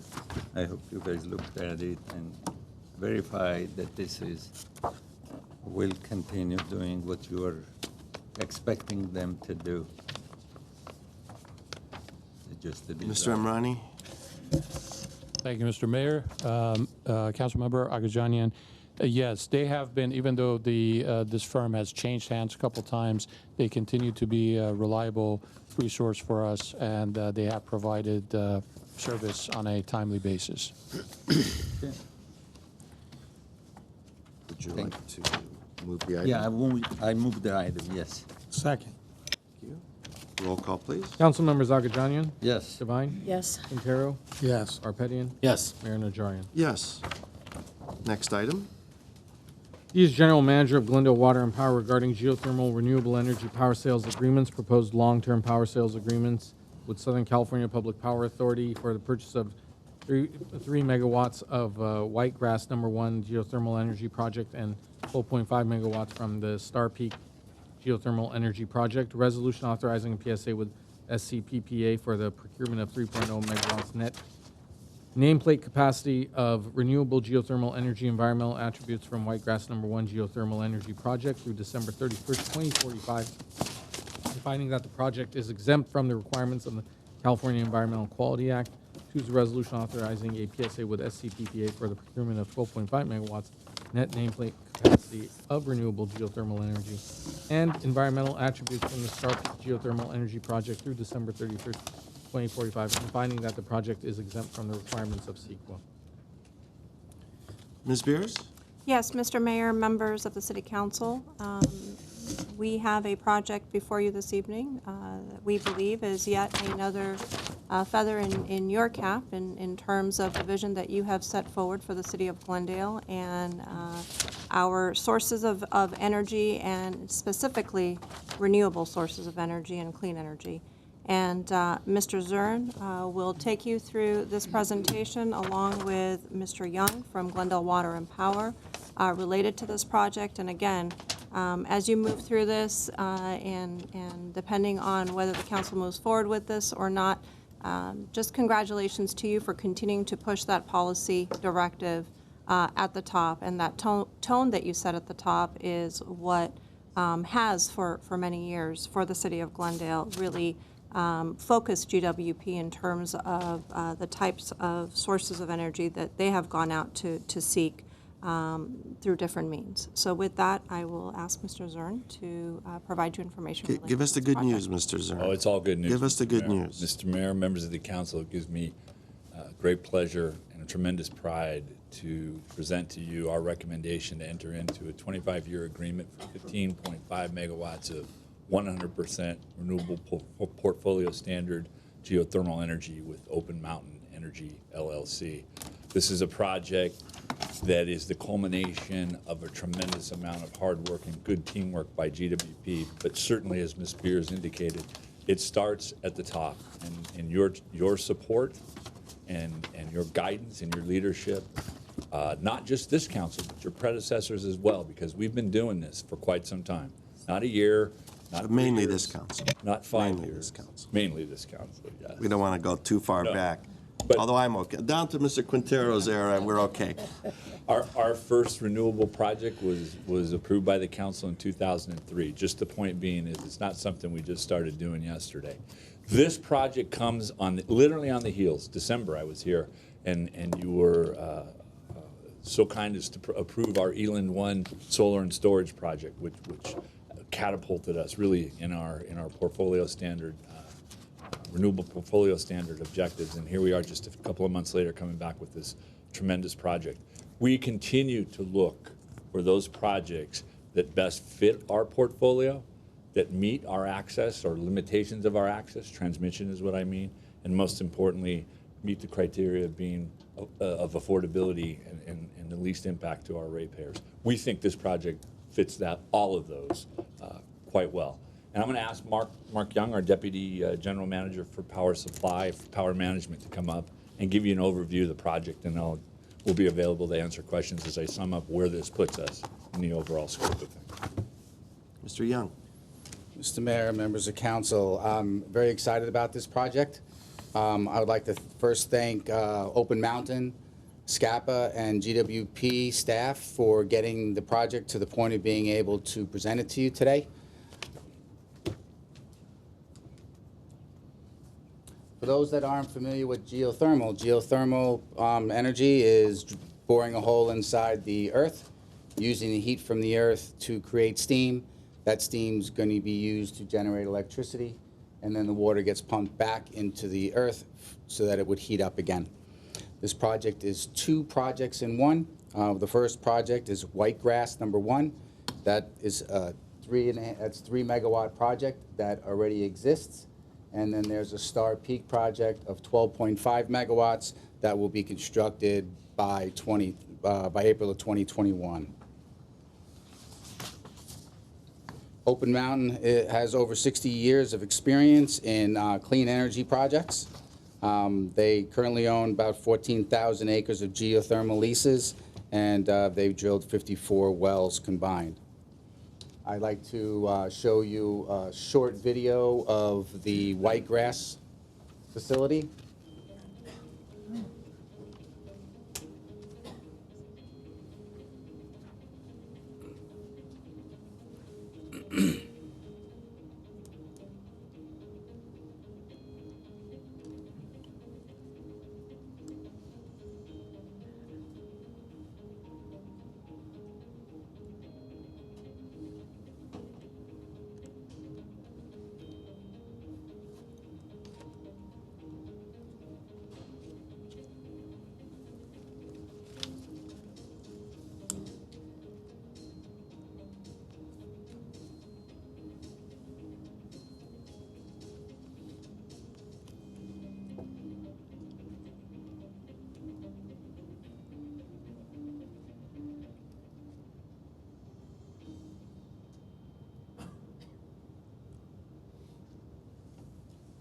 It's not as dazzling as a solar farm, but it's... Well, I don't think they're very pretty, but they do what they need to do.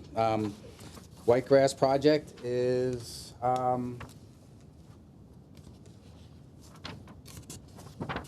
located, I have to look this up on Google Maps. It is near Reno, next to Pyramid Lake. I'm sorry, next to Carson City. And the other one is next to Pyramid Lake. So they're in that general area. This contract would be for 25 years at a price of $67.50 per megawatt hour. Geothermal is an around-the-clock asset with a capacity factor of 90%. Unlike solar, which is about 20% capacity factor, we'll be getting energy from this every hour of the day at a 90% capacity factor. What makes this a little unique is that we were able to do a couple of things that most solar geothermal projects were not able to do. We were getting monthly guarantees to make sure that we were able to manage our portfolio the best we can so that they wouldn't pump energy to us in unopportune times. We were successful in being able to get that monthly guarantee. Another asset of the uniqueness of this project was that we were able to reduce the cost of the project in 2 ways. Renewable projects have a way of forcing curtailment. Because of the duck curve, there's an oversupply of electricity during the middle of the day, and the people that are buying these projects insist on a curtailment. So you either are able to have a curtailment or no curtailment. We were able to negotiate this 4% curtailment option. And if we were to then take this energy during the 4% curtailment, we were able to get it at a greatly reduced cost. We are anticipating not having to curtail this and utilizing our local battery at Grayson during the repower to charge the battery and to shift the load accordingly. The other one is to allow a solar project to supply ancillary services to the project so that we can receive 100% of the geothermal output, and that results in a $39.50 credit. All in all, this should reduce the white grass project if we were to capitalize on the 4% curtailment to about $65 a megawatt hour, which is extremely competitive. We haven't seen that price in geothermal in all the SCAPA projects that we've been looking at. Another important thing is that the point of delivery is McCullough. McCullough is a point that we have transmission, so we wouldn't have to procure any additional transmission. We can utilize our existing transmission, which is extremely important. Star Peak is another project. As soon as we get this signed, they'll start to build it, and you can see the point of delivery is also McCullough, and the COD is April 1st, 2021. Similar project with the curtailment option and the solar, and that would reduce the cost to approximately $68 a megawatt hour. Key factors to the projects was that at SCAPA, there was 48 developer responses to the clean energy RFP through SCAPA, and staff at Glendale go monthly to review these projects, and we were able to pick the best project for us. The fact that it has a high capacity factor and has a zero carbon resource. The zero carbon resource should save the city approximately 52,600 metric tons a year, which is approximately 15% reduction in our current portfolio.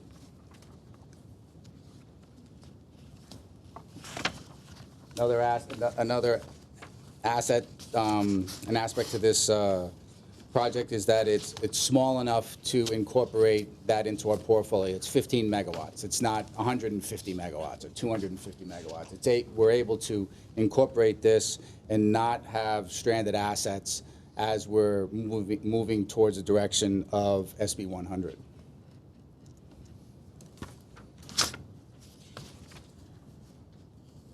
The pricing is fixed with no escalation, which is very uncommon. Most of the assets have 2% escalation for CPI. This is a fixed price, so the price that we see today would be the price that we see at the end of the contract also. And that's the end of my presentation. Mr. Agajanian, then Mr. Quintero.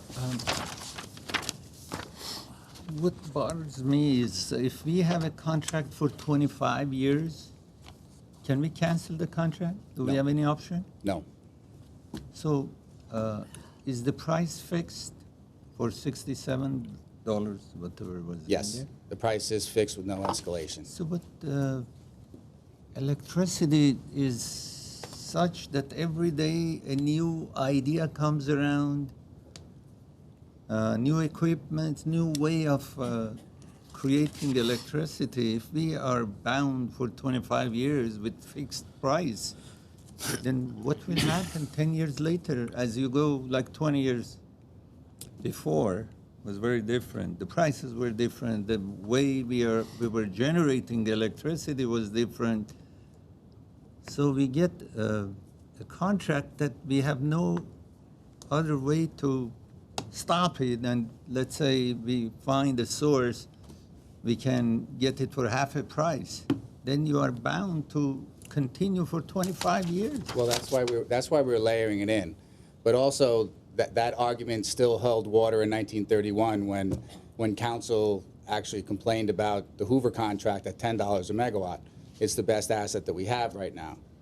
So I anticipate geothermal to go up in price because there's only a finite amount of areas that can have geothermal, and they produce at night. So you're going to get renewable energy at night, which is a big, big deal. In electricity business, everything is coming now lower. It doesn't go higher. That's my opinion, but higher. And Mr. Mayor, Councilmember Agajanian, as we get closer to compliance periods, there will be a much greater demand for the available power that's out there. And we're jumping in at a point that, you know, I have a hard time believing in the geothermal business that we'll get a whole lot better price than that. It's possible. I won't guarantee it.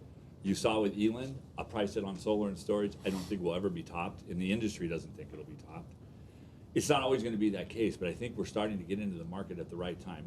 We're ahead of that compliance curve, and I'll show you a little bit about where we sit now with power content label. There's going to be a much greater demand.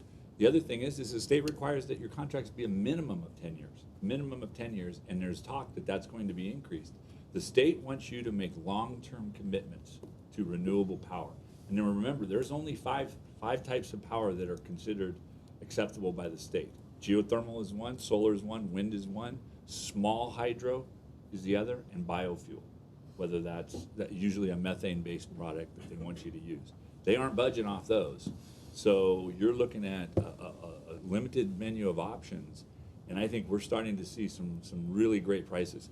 Mark will tell you that, you know, we took some criticism for having a low amount of solar in our portfolio, but we didn't buy when it was 110 megawatts. We decided to buy when it was under $40 a megawatt. And we scored on that one, and I think we've done the same here. We have an existing geothermal agreement we've had in place for about 10 years. That's closer to $80 a megawatt. And as Mark talked about the sweeteners, the curtailment, we don't have any of that in that particular agreement. I just want to, I'm not against the geothermal or what we want to do. I'm worried that to get into a contract, there is no way out of it, or some modification at a later time. That's what bothers me. There will be some new ideas, you know. Life changes, especially in this field, electricity, to get electricity from different sources. Tomorrow they will come up with some new ideas that we are unaware today. And to get stuck with that price for 25 years, to me, there should be some, item in there that you can get out of it after 10 years or, or continue an option. Like you say, 10 years and the option of another 15 years, or 12 years and the option of 13 years. I mean, this is, everybody does. They write an option this way to get rid of the contract that tomorrow may not be beneficial to us. Mr. Agajanian, in the case of this contract, we're the only participant. So that individual has to build, Open Mountain has to build that project, and they have financed that and spread it over a 25-year period to keep our price down. We could have probably gone in and asked for a 10-year contract, but the price would have been twice what it is, because they're going to have to cover their costs. They develop that project, they put the money up front. We're not putting the money up front. We put nothing up front until we see delivery of energy, and our costs are rolled into that. We think it's a good project. I can't guarantee that somebody won't come up with something that's a little cheaper in the future, but I think we're beginning to see the market start to hit bottom. You're seeing tremendous decreases in utility scale solar, not rooftop solar, utility scale solar.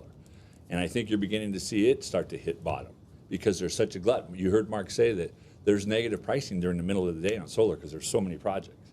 You're going to see subsidies that are going to stop being made by the federal and the state government. So I think, while not perfect time, maybe, at the end of the day, there's always a kind of situation where you can sit back and say, wow, 10 years ago, if we would have waited just another little longer, maybe something would have come up.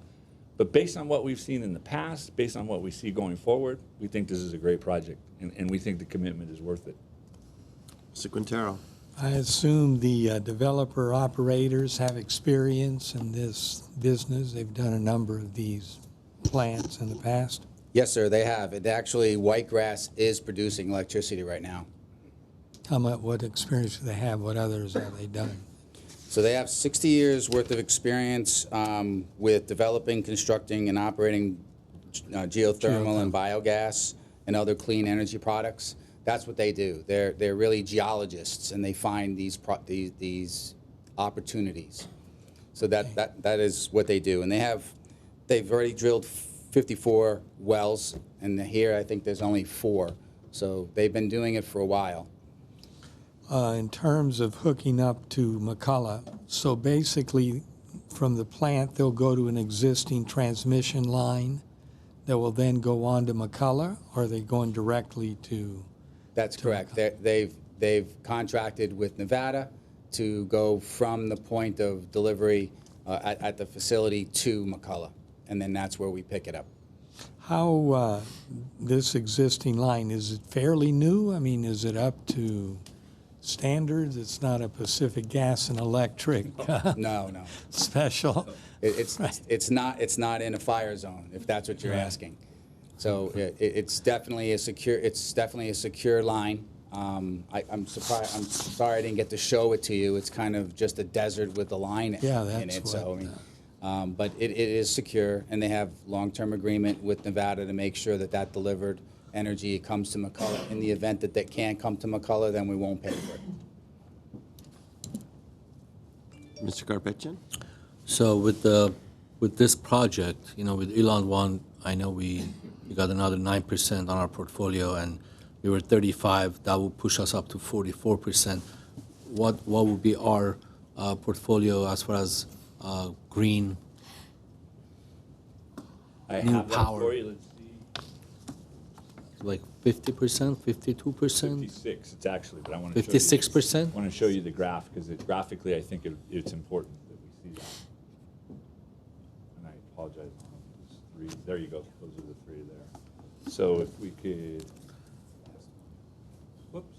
And also the second question is, as far as the state mandates go, where are we with these projects compared to what the state mandates are? So if we look at this slide right here, on the left is what is called the power content label. That is the last official power content label, end of 2018. That's required by the California Energy Commission. We turn that in. This is what's posted in official. You can see up there that on our eligible renewable, it's 36%. The state, the California power mix for the state is 31%. So we're running ahead at the end of 2018, ahead of what the state was doing as a whole. If you go to the box next to it, that's a projected power content label, because I can't project for the rest of the state. But based on Eland and this project tonight, I can project for us that all other things being equal, this is what our power content label would look like in 22, 23, let's say. So you see our eligible renewal goes from 36 to 56. We gained 20. And again, this is with both Eland and Open Mountain. Our geothermal goes from 2 to 13%. And our solar goes from 2 to 11%. That puts us in a pretty enviable position. Now, if we go back to this power content label to the left, you also scroll down, if you will, visually, and you'll see that under the non-eligible renewable, we do have 2 categories, large hydroelectric and nuclear. Both of those are carbon-free, emission-free. That's clean energy. It's not RPS, but it's clean. And you can see that's another 15%. In 22, 23, you add that 15% to the 56, we're at 71%. Keep in mind the compliance number for 2030 is 60%. So we will be ostensibly in 22, at the end of 22, within 4% of the state mandate, well in advance of it. And Mr. Young and his staff are aggressively working on another project that is in the very initial stages, but that we hope to bring to you, I'd love to say in the next 12 months, that will surely push us past the 56% and past the 60% on the RPS standard. So we're running very well. Considering especially the very limited transmission that we have, I think we've done an excellent job with what we have. We've capitalized on that. And I think that's another issue when you talk about the availability of the projects and what our selection criteria is we have to match it to where our transmission is. And that's really usually the biggest hurdle we have. And is there a way to extend this power source in the future instead of with these 2 projects, it's 15.5 megawatts. Is there a way to extend that in the future to go maybe 30 megawatts? You can go. I mean, would they? Yes, there is. They have another project that will produce another 15 megawatts, but we wanted to wait and see where the RPS requirements were. We want to layer this in because we have a downward trend in pricing.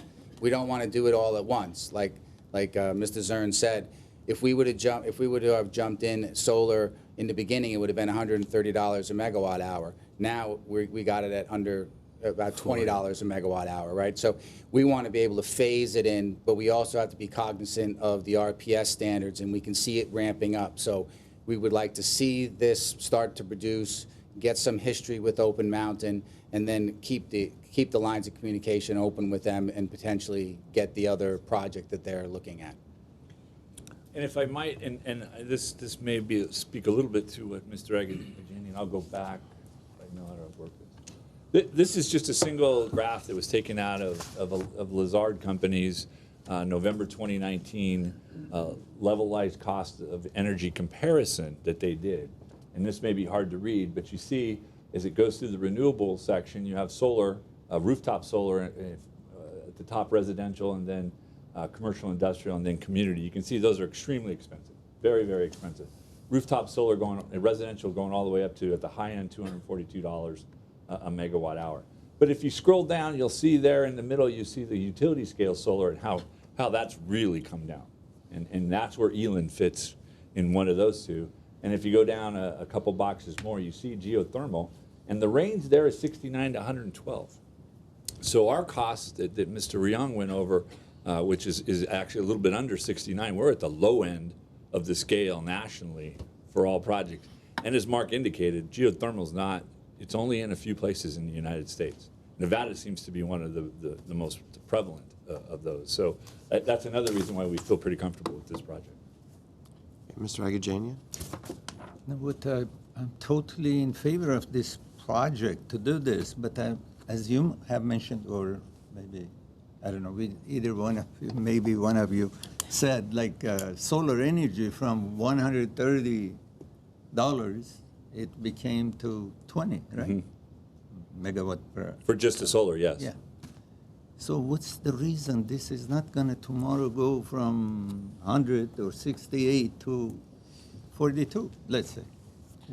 I can't guarantee that it won't, Mr. Agajanian, but I can tell you just again, based on industry and what we watch and who we talk to, I don't see it dropping like the drops that you've seen in the last 10 years are, or even in things like battery storage, are precipitous. I mean, it's like falling off a cliff as you see the prices.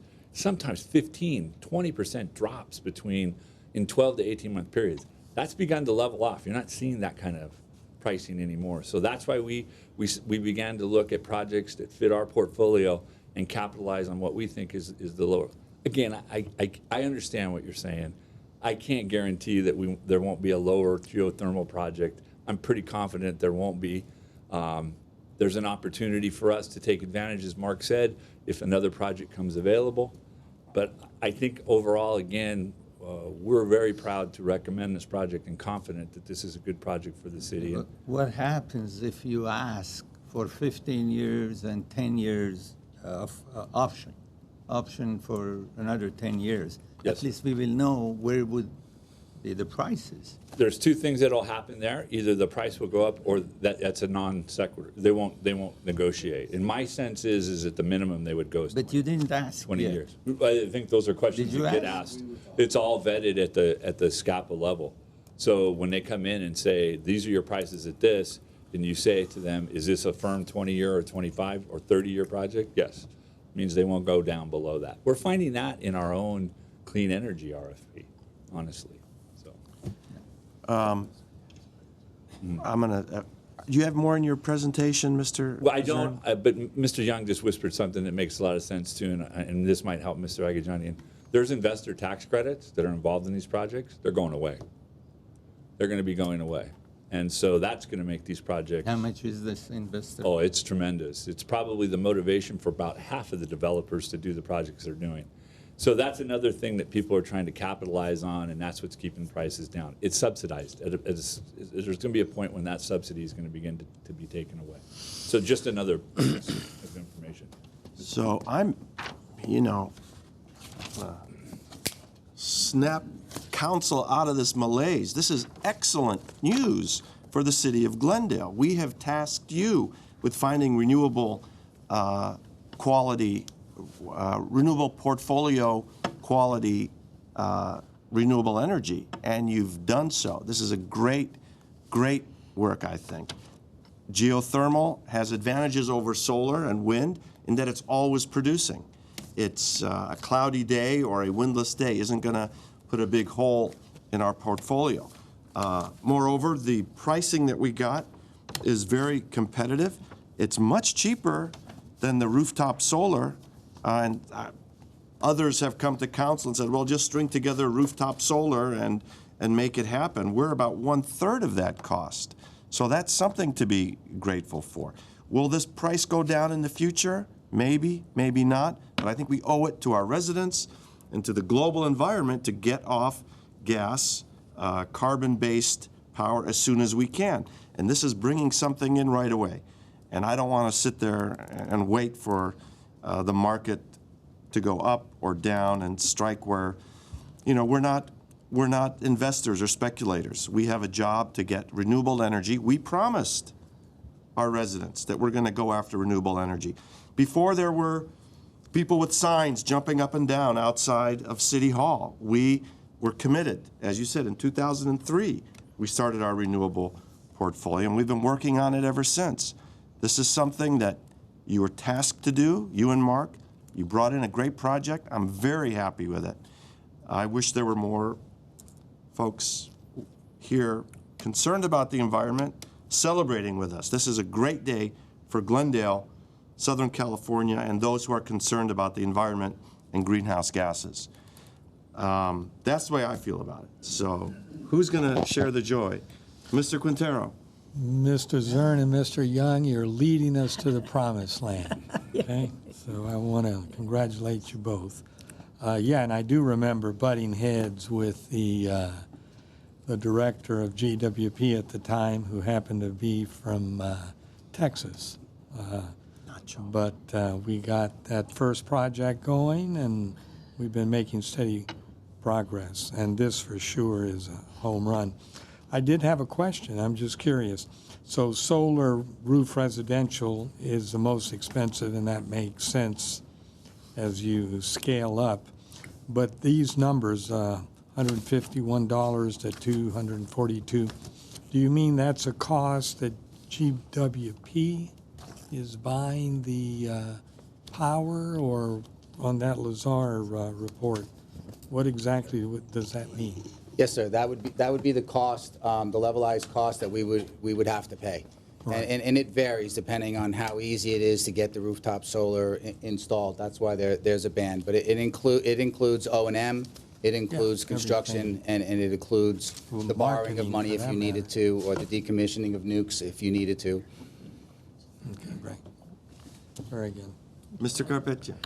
I want to share the joy with you, Mr. Mayor. And when you look at this chart, the geothermal is, you know, we always used to say that coal is the cheapest power. Coal is the cheapest power. Coal is $66. This is less than $69. So, and it's a clean energy. I want to thank you and congratulate you, the city, the council members. Within last 2-3 years, you came up with a great project for Grayson that's going to save the city a lot of money and brings different options together. How many million will it save us? Yeah. We could probably calculate that. Well, But that's not the point. The saving is not. I don't want to go there, Mr. Mayor, but I want to say that you have done a great job on redesigning the Grayson project to bring more renewable into that project. Also, you found us the Elan one that we invested in, and I know we were talking about it, and you went after it, and you got it. There were so many different cities that they wanted to be part of that project, but we are the only city that is part of that project. And this one is another renewable that I don't think anybody can take credit for, because, you know. So we've done a lot, and we are except us. And it's a great day, great project for the city of Glendale and the residents to celebrate this great opportunities that Mr. Quintero indicated. You're not just showing us the Armenians say you're not just showing me the door to the green garden. You're taking me there. So this is what's going on, and we are way ahead of the state mandate and the state average, and people should understand that and appreciate that. It's not just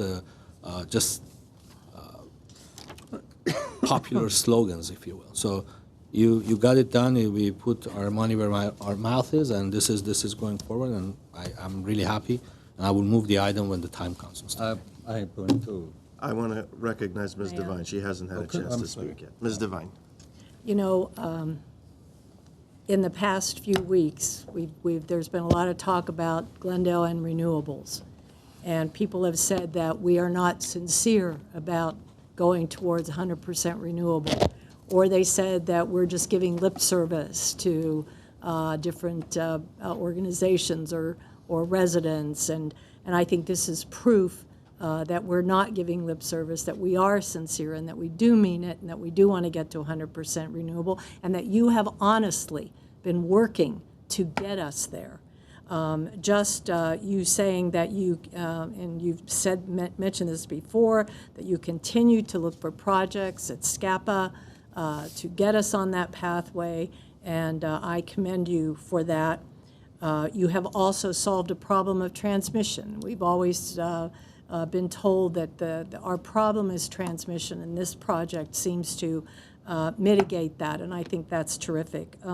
We've gotten a letter from the Sierra Club that says, this is a great project, go for it, please vote for it. I just think it's fantastic. When I see numbers like 56% jumping to 71% by 2022, I think that's amazing. I think that's amazing, and I congratulate you, and I'm so proud that this city is actually leading.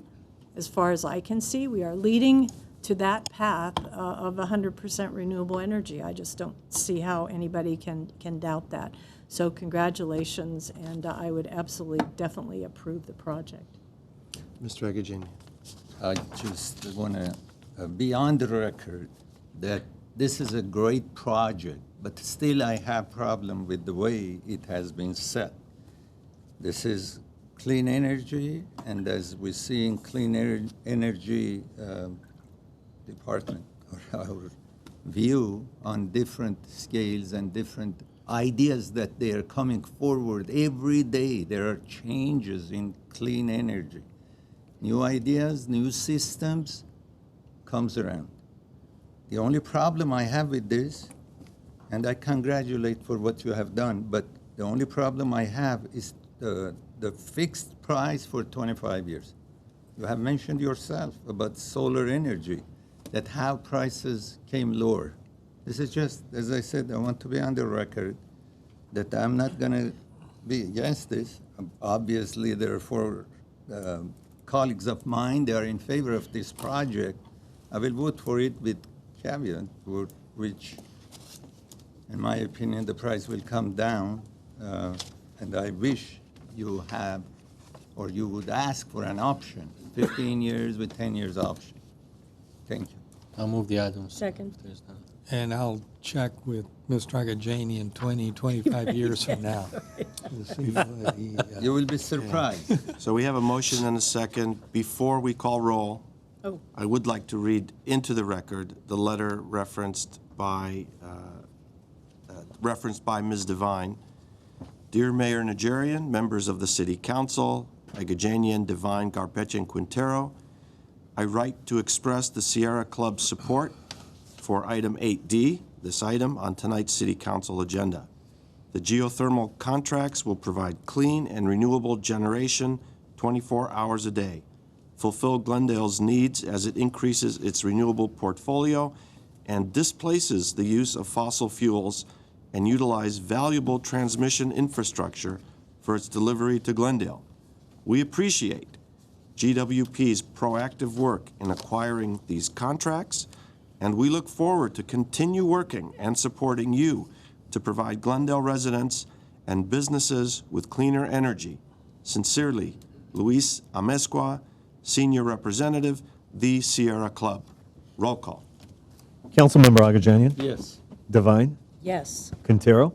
Yes. Garbetian? A green yes. Mayor Najarian? Yes. Thank you, gentlemen. Thank you. Next item, please. Next item is oral communications, 5 minutes.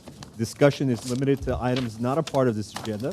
Each speaker is allowed 5 minutes. Council may question or respond to the speaker, but there will be no debate or decision. The city manager may refer the matter to the appropriate department for investigation and report. Thank you. Herbert Milano?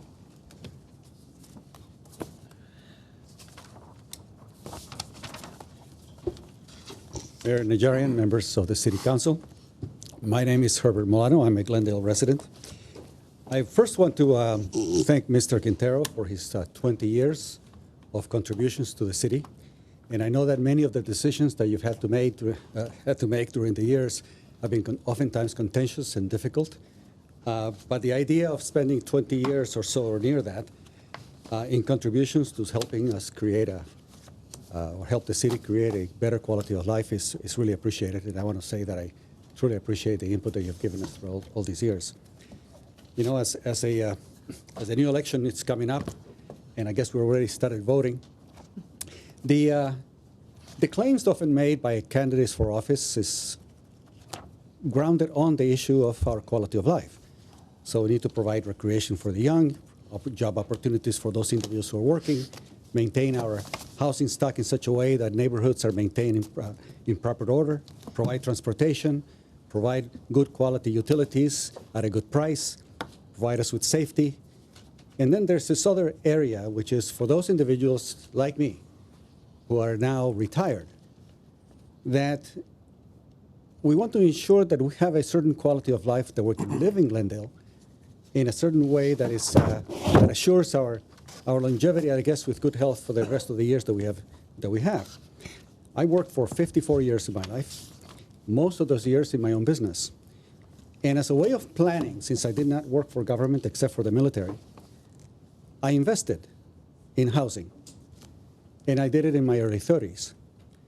There are 100,000 owners of property, multifamily like me, in Los Angeles County. We do not have a guaranteed pension. We don't have a guaranteed annual increase. And because I am in the housing business, we find that even more individuals are finding that somehow we are at fault for the shortage. And we find constraints and laws that are put in place at the local level and at the state level, making it even more difficult to be housing providers. And so I depend on that for my income, for my retirement income. And yet, because of the last ordinance that you passed in December with regard to short-term rental, it's impacted me significantly financially. But there's another area that in retirement I look forward to, and I was looking forward to the idea that I could travel and rent my home while away. And the ordinance, the short-term ordinance that you passed in December, prevents us from basically taking a trip, enjoy our retirement, and make some income while our home is vacant. The justification for the ordinance was based upon availability of additional housing for residents who want to come into Glendale. Well, that doesn't affect us, for those individuals who want to rent our homes. And the idea that there could be problems with noise or parties and so forth, and those are very unlikely to happen, and there is no record whatsoever, no record that has ever happened in homes that are being rented out for individuals who are renting their homes while away. The impact of the ordinance, for me personally, reduces my income by $25,000 a year every year. For someone who's no longer working and now depends on the investment that I made for housing, it is a significant impact for me. I'm trying now to actually think not just of me, but all the other individuals who in their retirement years want to have a quality of life. And the way we do it is we always think of, when I retire, I will travel. When I retire, I'm going to get to see my children or my grandchildren, right? I get to do the things that we always wanted to do. But now this particular measure within the ordinance restricts us from doing that. It makes us lawbreakers if I want to rent my home and make some income while doing it. So basically, I'm trying to bring to you that this other quality of life, our quality of life as a retired individual, is impacting us significantly. And it is part of the data that should have been included in the presentation of the staff to you, and data which unfortunately was not thoroughly vetted. And I'm suggesting to the City Council to take this up again and make an adjustment to that particular short-term ordinance on rentals so that we have an opportunity to make some income in our retirement years by renting our homes while we're away. Thank you very much. Thank you, Mr. Milano. Rafi Krikorian.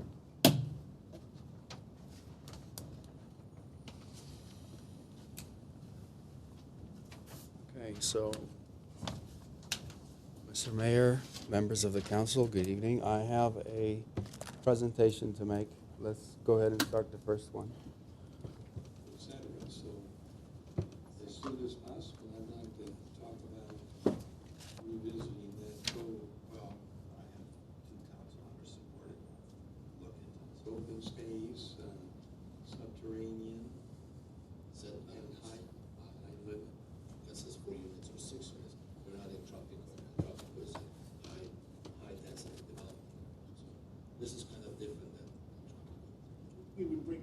step forward. I've got Mr. Krikorian's letter sitting on my desk. I look at it every day. It is something that we want to explore. Okay. And we would roll it all in together. Well, we're waiting for the tribe. How long is that gonna take? That's gonna take a long time. Can you I'd make rather it not full wait. screen? I'd like to just, let's start talking about it. I agree. Yeah, let's look into it, Mayor. But Okay, that stopped, right? All right. So, a few months ago, I've been coming to you for the last year since you passed emergency rent control. You called it emergency. Did you really mean it? Was it an emergency? If it is, for some reason, we didn't add any of the housing that was really needed. We know we're building a lot of luxury apartments, but the basic apartments are not being built. There's a clog in the pipeline, and I think it's becoming clear where the clog is coming from, and it'll be more clear in the next clip. So you finally agreed to bring it to the table. You finally agreed to vote on it. There was a great consensus. You gave very clear directions. He tried to bury it. He tried to put it off for another year, 2 years, put it on the back burner. He tried to bury it in Tropico or whatever it is, mixed up a bunch of stuff. Oh, there's money coming in, we'll see, you know, a lot of talk. But you said no. You said no. You said no. You said no. You tapped him and said, let's do this. Bring it now. It was an emergency, right? We passed rent control, but we haven't done anything about it. Rent control, all it did is raise the rents. Everybody's now raising the rents. We need housing. You have luxury apartments, beautiful, but we don't have the kind of housing that would alleviate the rental shortage. I am offering, it's not just me, people like me will bring forth the housing needed. But he's burying it. You gave him clear direction. I come back 3 months later to follow up. Play the next clip. Thank you. Thank you. And can you give us some idea as to when this is? Mr. Mayor, members of City Council, you gave us direction to go look at it, and indeed, we have started that task. As I described a little bit, we are combining that with the South Glendale Community Plan Tropico. We're on a clock for that, and so we put the two together because Tropico will inform the rest of that. We're continuing to go through that planning exercise, if you will. We have also sought a grant that will help us accelerate that time. We should have this no later than the end of the year as we go all through developing the code, bring it to the Planning Commission, bring it back to you. If we can get that grant, which we believe we will, we can perhaps have that earlier, maybe late summer. No, that's not what the direction, that wasn't the direction. The direction is don't mix it with Tropico. Don't wait. Don't put it off. It's not rocket science. Bring it in. They've already agreed. They already know what they're going to do. Just bring it in. Let them vote. That was the direction. But nope, you were insubordinate. You refused to follow. To talk to the council. I'll address them. You should. So, you know, last month you wanted to take Artie's position and put him in as an employee because you didn't want people voting for him, bringing him in because you wanted to have control. Your time is up, Mr. Krikorian. Because you wanted to have control. Your time is up, Do you have control now? Here's an employee. Do you have control? Thank you very much. Thank you. Last speaker is Mike Allen. Good evening. I was one of the people with signs, and I am very happy. I appreciate that. And I'm I do. here. I do appreciate But that. that's not why I'm here. We are having an election right now, as everybody knows, culminates on Tuesday. At least one of the candidates has been going around saying that a number of the groups involved in the election are special interests, and I agree. What I'd like to know, though, is whether that candidate considers the Glendale Environmental Coalition to be a special interest, and whether they consider the National Association of Realtors to be a special interest. These questions are for you, Mr. Garpetia. So on the way we have oral communications is we can't have answers back and forth. You can pose the question. Pose the question. And then you have to relinquish your time. If you're done. I'm done. And your question will hang there. He doesn't necessarily have to answer it. I understand. Okay. Okay, thank you, Mr. Allen. Well, let me get my paperwork.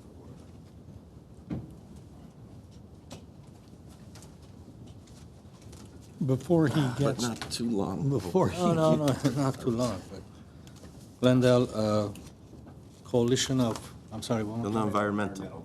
No, I never mentioned about Glendale Environmental Coalition because they haven't poured tens of thousands of dollars into this election. Let's be very clear. And yes, Glendale National Association of Realtors, charter schools, charter public schools, California Apartment Association Independent Expenditure PAC, DART Container Corporation, International Brotherhood of Electrical Workers, Local 11 PAC, Southern California Pipe Trades, District Council Number 16 PAC, Local 18 Water and Power Defense League, tens of thousands of dollars. These are the outside special groups. The Vita Inc. from Washington, D.C. Washington, D.C.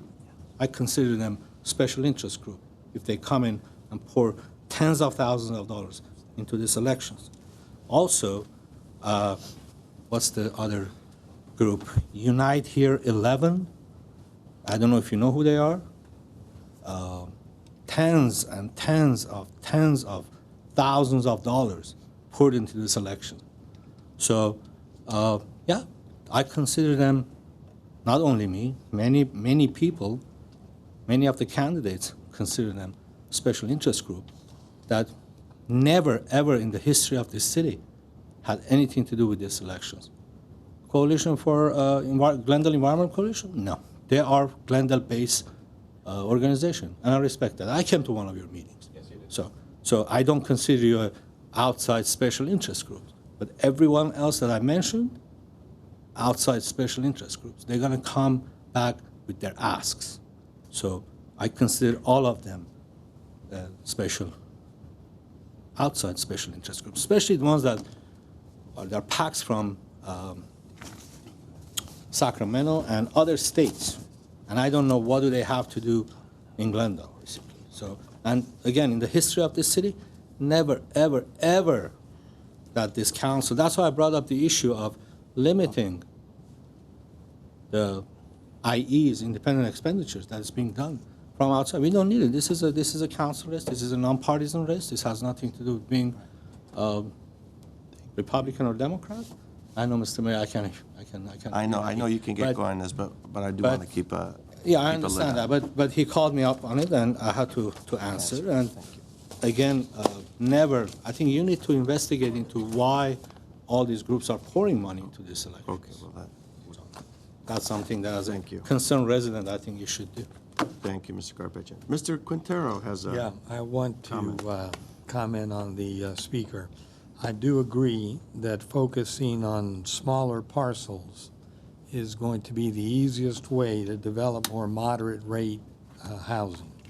Those deep subterraneans, not only do architecturally it not work, it's super expensive. And I think the best way to get some moderate housing built in this city is to, as quickly as possible, set the parameters so people like the speaker can in fact go out and build. They'll be much smaller units. They're not going to be huge units, but little by little the individual property owners will be able to develop some moderate housing. So hopefully it'll happen soon. One last thing I wanted to mention, Mr. Mayor, is if you look at some of the groups that put money into this election, like the charter schools, this body has no jurisdiction over charter schools. So go figure. That raises a big question. Thank you. I know we have some new business. 3 items. Yes, I do. Start with And it Mr. has nothing to Carpet. do with the outside special interest groups. I move that the claim for damages filed by Wawanesa Insurance Company, claim number 20-0058, be compromised and settled for the full and complete sum of $14,346.13, and the same is hereby approved and accepted, and the Director of Finance is authorized to issue a warrant in said sum upon the execution by the claimant of a settlement and release agreement and other required settlement documents. Is there a second? Second. Roll call, please. Councilmember Agajanian? Yes. Devine? Yes. Quintero? Yes. Garabetian? Yes. Mayor Najarian? Yes, thank you. Mr. Quintero. I move that the council of the city of Glendale hereby authorizes the filing of a petition for a writ of extraordinary relief in the matter of International Brotherhood of Electrical Workers Local 18 versus the city of Glendale, case number LA-CE-805-M, and to incur all expenses necessary in connection with this matter. Is there a second? Second. Roll call, please. Councilmember Agajanian? Yes. Devine? Yes. Quintero? Yes. Garabetian? Yes. Mayor Najarian? Yes. Ms. Devine. I move that the claim for damages filed by Pat Fong, claim number 20-0110, be compromised and settled for the full and complete sum of $27,000. And the same is hereby approved and accepted, and the Director of Finance is authorized to issue a warrant in said sum upon the execution by the claimant of a settlement and release agreement and other required settlement documents. Is there a second? Second. Roll call. Councilmember Agajanian? Yes. Devine? Yes. Quintero? Yes. Garabetian? Yes. Mayor Najarian? Yes. And that concludes our business agenda for today. Is there a motion to adjourn? Move we adjourn. Seconded? We are adjourned.